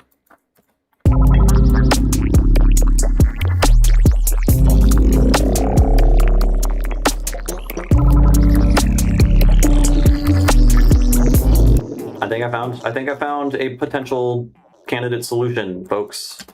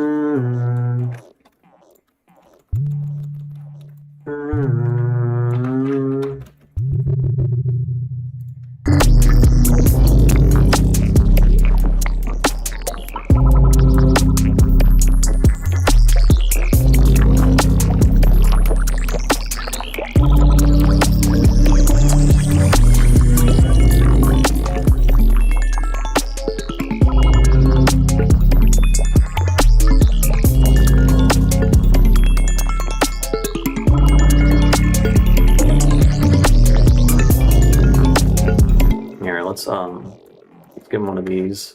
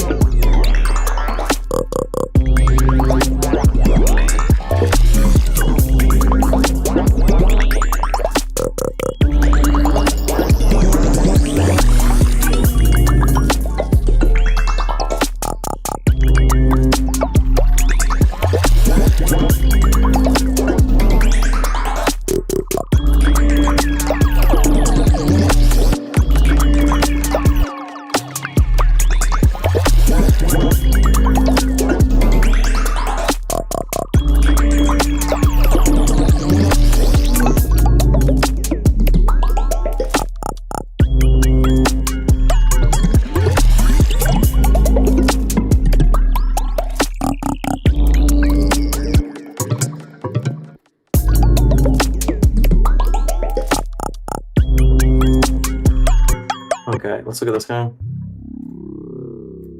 I feel like we want this guy to be mono and open up. You fast forward into the future. Oh, I think you just do that. Well, I guess it's not fast forwarding. Yeah. If you travel really, really fast, if you just run really fast, you're traveling, you're fast forwarding. Yeah.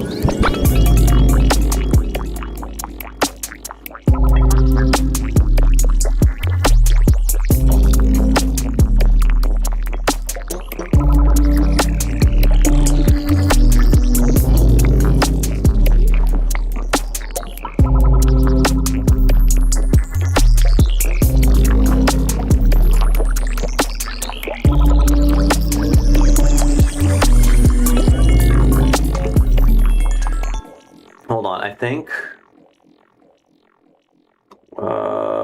What's happening to my brain? Where did I just make that thing? I just made a giant operator patch that had an explicit purpose. And I was just playing with it the entire time. And I just minimized everything, and now I can't find it because I don't know where I put it. It's right here. Okay. We're going to have you open up all the way only on the first bit. And then you're gonna be like not that wide for the rest of it. That way we're adding extra emphasis, you know?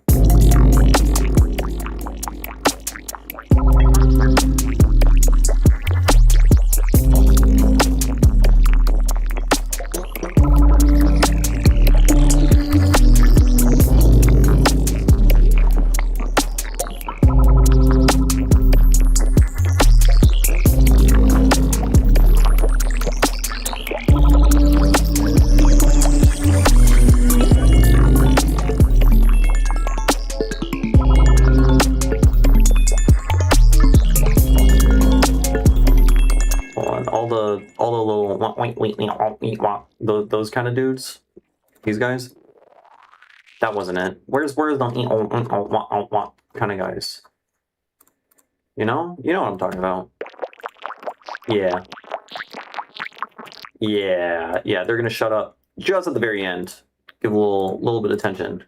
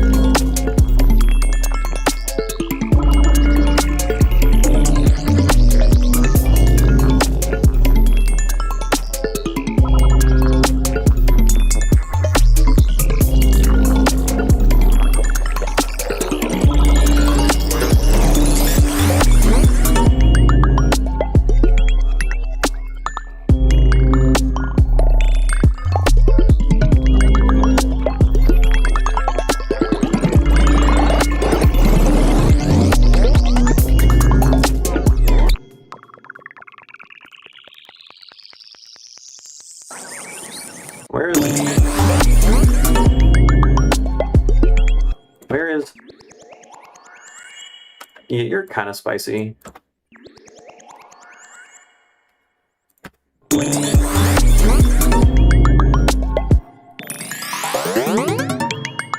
Yeah, you're kind of crazy too. I don't want to figure out exactly what's causing it, so we're just gonna hit it with one of these, and then top it off with one of those as well, and then hit him to finalize it with one of that. You know?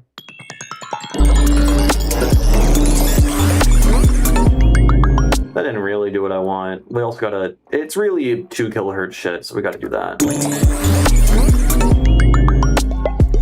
And then because generally with mixing, we tend to overshoot what we should do, I'm just gonna set the scale to 50%. So like, here's the thing I tried to do. I probably overshot it. Let's dial it back a little bit, right?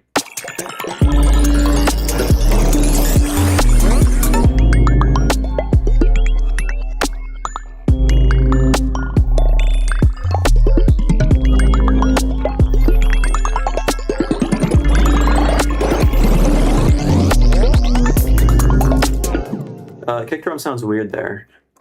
Why do kick drums sound weird?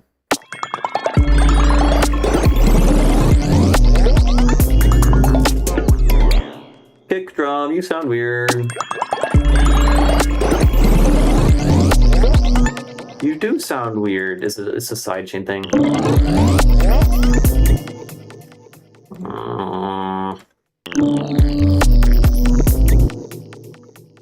Oh, Wait. Instead of figuring out the sidechain thing, let's just do that. Brilliant.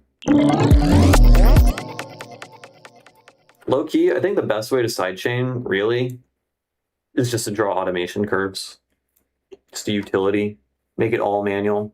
Listen to every individual sidechain hit. See if it sounds right.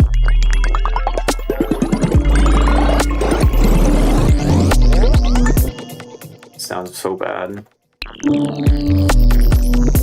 Why do you still...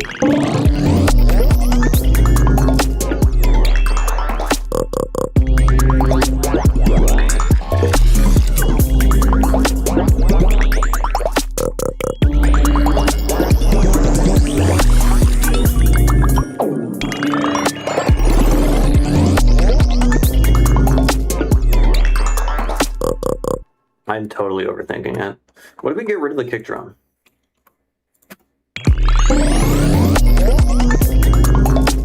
What if we get rid of both kick drums?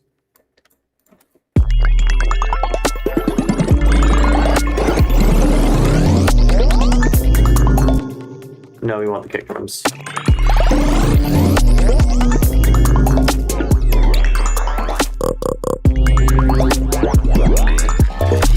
Also, I don't like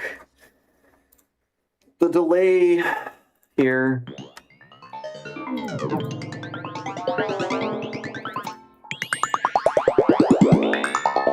And it goes, whoa. What's going on there? What's going on there? We got, oh, don't click that.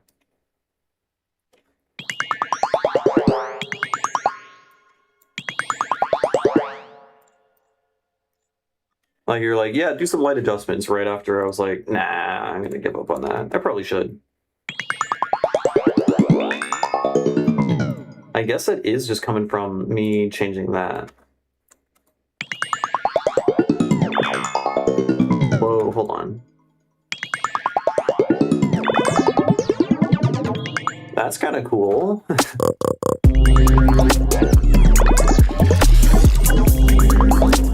Hold on. What the fuck?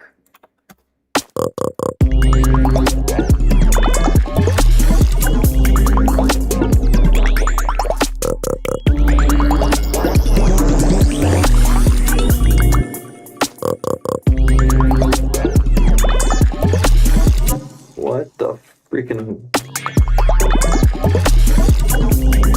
The panning it does is kind of crazy, though. Why does it sweep around and pan all stupid like? Do we have... Yes, we do. We have this guy. No, it wasn't even that. No, your feedback is good, for sure. I don't disagree with, like, anything you're saying, so... That's cool. Alright, we're gonna collapse the width right here.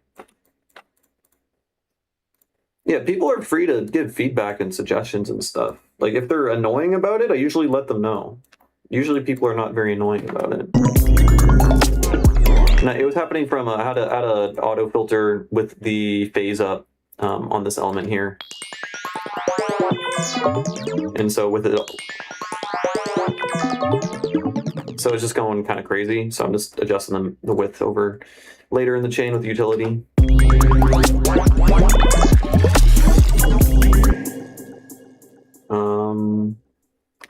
Except, wait, where's... this shifter, yeah, I did change that. I want you to go back to this.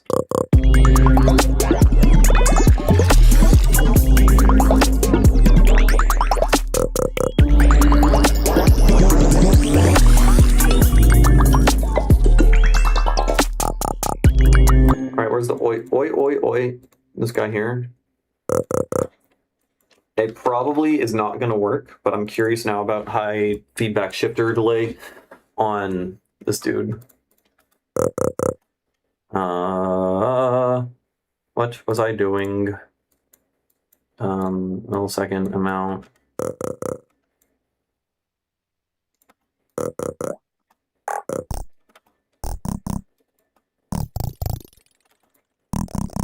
Yeah, it's not. It has to be tonal if it wants to sound cool.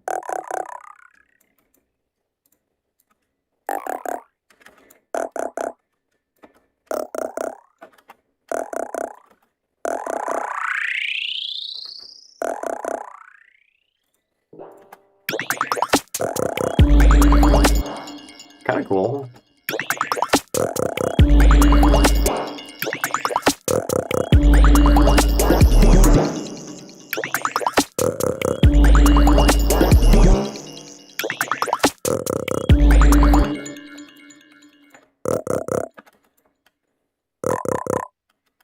That's kind of funny.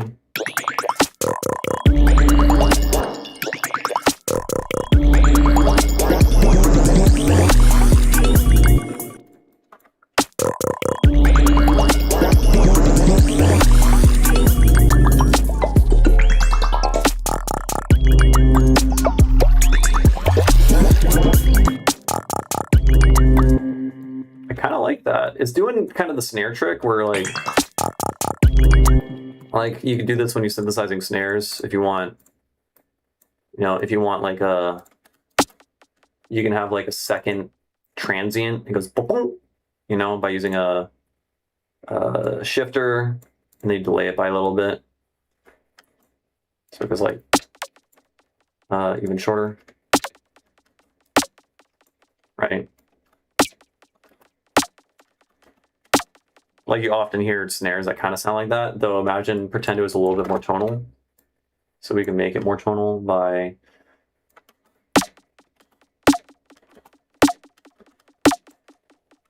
now it's sounding really snare-like.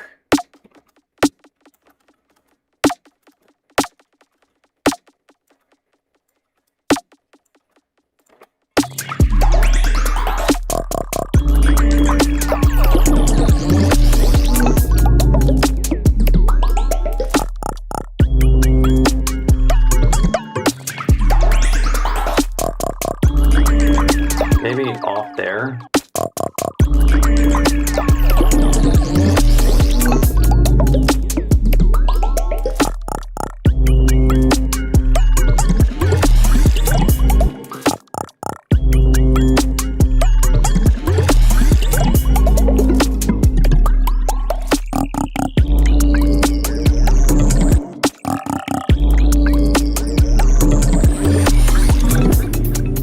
So, I mean, that song's also cool.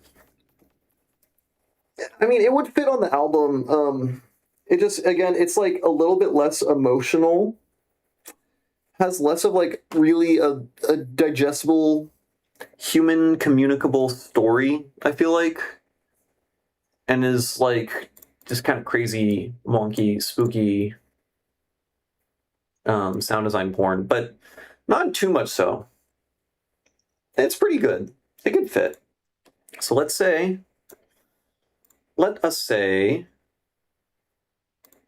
I'm feeling kind of certain we're really getting rid of this one.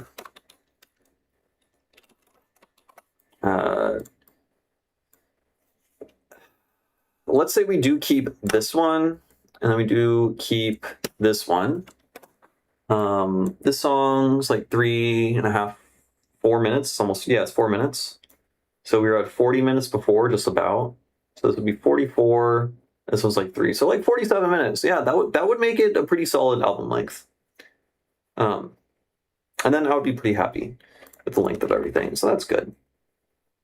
That is good.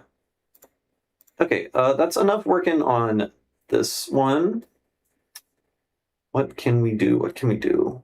Where is... We worked on a bunch of stuff.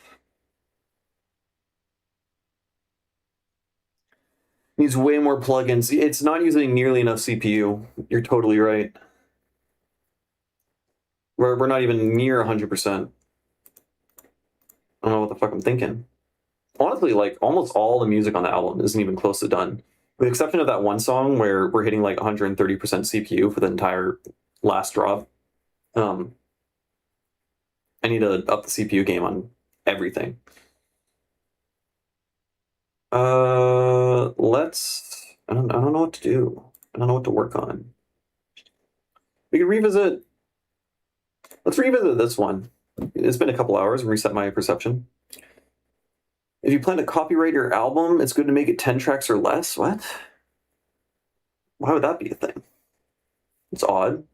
Also, does copyright even matter anymore? They're just gonna train AI on my fucking music anyways, regardless, right?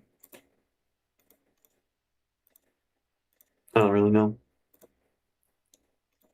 Here, I am gonna take a break for a second. I'm gonna stretch, use the bathroom, eat a granola bar. I'll be back in a couple minutes. Yeah.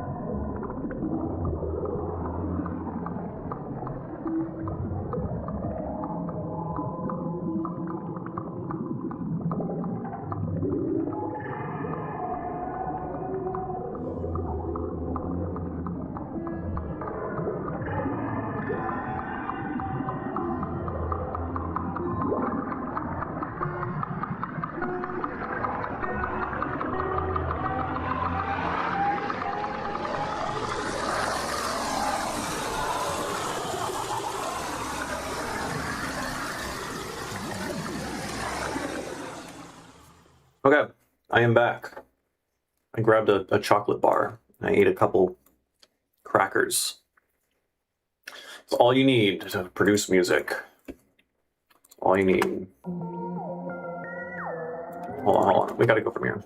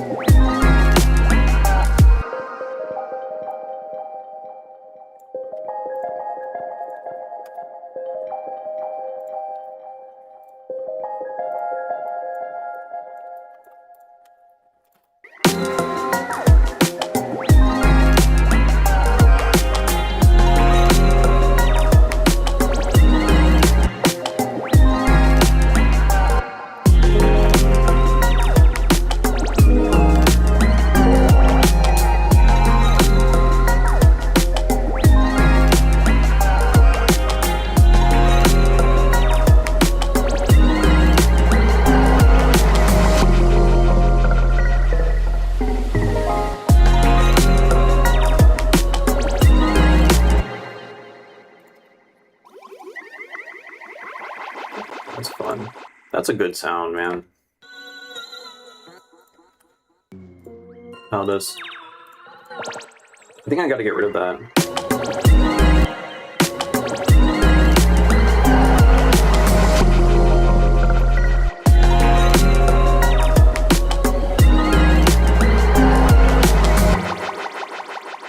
I'm not sure.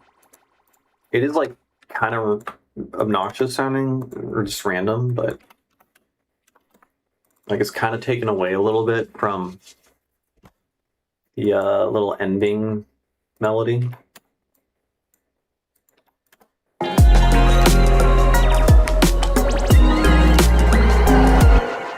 Yeah, that one's annoying.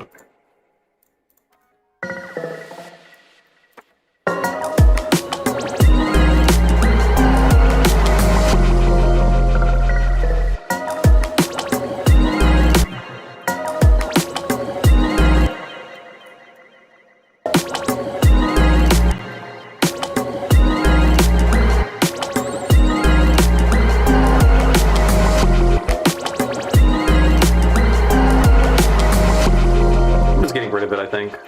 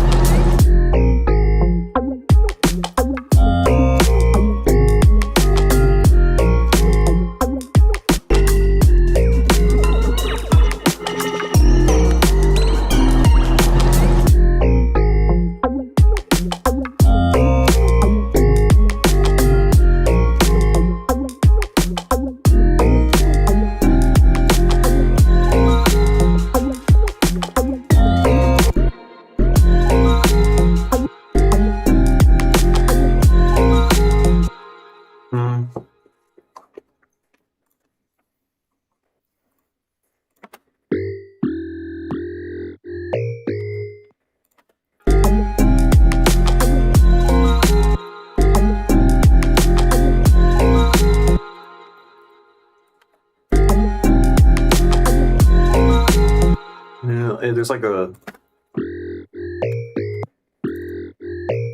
Oh. Ah.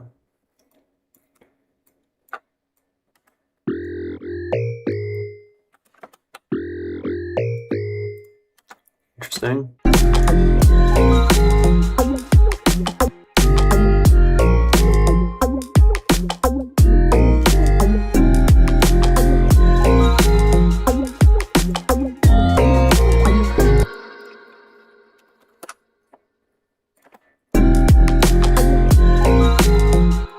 It was like a click, dude.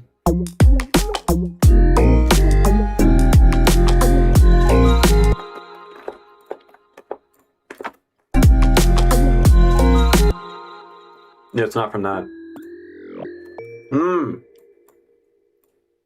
Gotcha.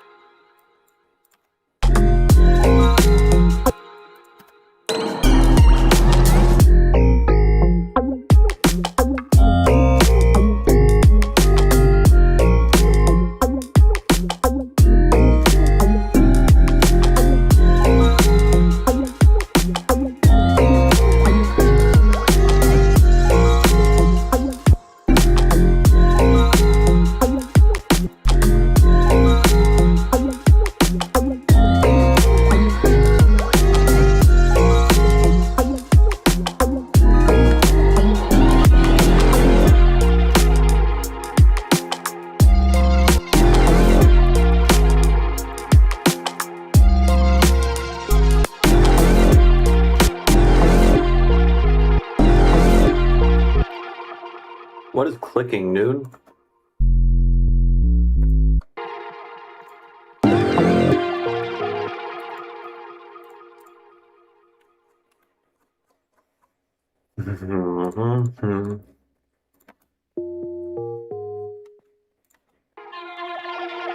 You're clicking? Why?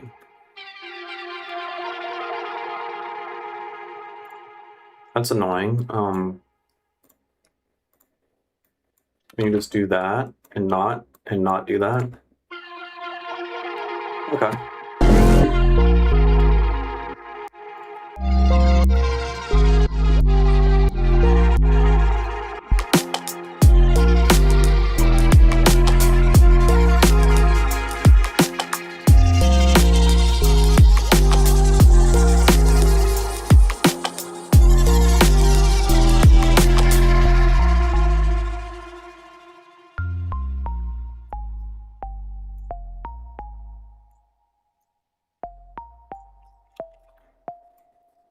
Okay. Oh yeah, there's one thing in the intro. Yeah, I don't like the reverse reverb tail, kind of suck. Yeah, let's just give it just a bit of silence. Cool. Okay, cool. This song's pretty much done. Pretty much. I'm still gonna listen to it a few more times on different days, listen on monitors and whatnot, and tweak it endlessly, but yeah, it sounds pretty good. Frankly, I just need to come up with a fucking album title. I need to start releasing songs. This is like, it's getting embarrassing that I still haven't done that. But yeah, it should be good. All right, I've been streaming for, I don't know, like 3 hours or something. So I'm gonna stop C and then me. Yeah, we're gonna save over you. Yes. Yeah. All right. Thanks for watching, everyone. I hope you enjoyed it. Maybe you learned something. Maybe you didn't. You just got, I don't know, distracted or got dopamine from hearing cool sounds come out of speakers. In which case, that's all I wanted for you. So good. I am not gonna stream tomorrow probably because tomorrow is my birthday. Oh boy, I was born tomorrow. minus 28 years. So that's exciting. I'm probably gonna do stuff with friends all day. I'm unsure actually what I'm gonna do. Kind of weird about birthdays. I don't plan it out, but yeah, should be good. And the off chance I end up just deciding to not be with my friends and loved ones and want to be a hermit instead, then I'll stream music and I'll work on music again. How exciting can that be? Oh boy. Yeah, okay. I'm heading out. Thanks for watching, everyone. And I'll see you, I don't know, in 2 days probably. Yeah.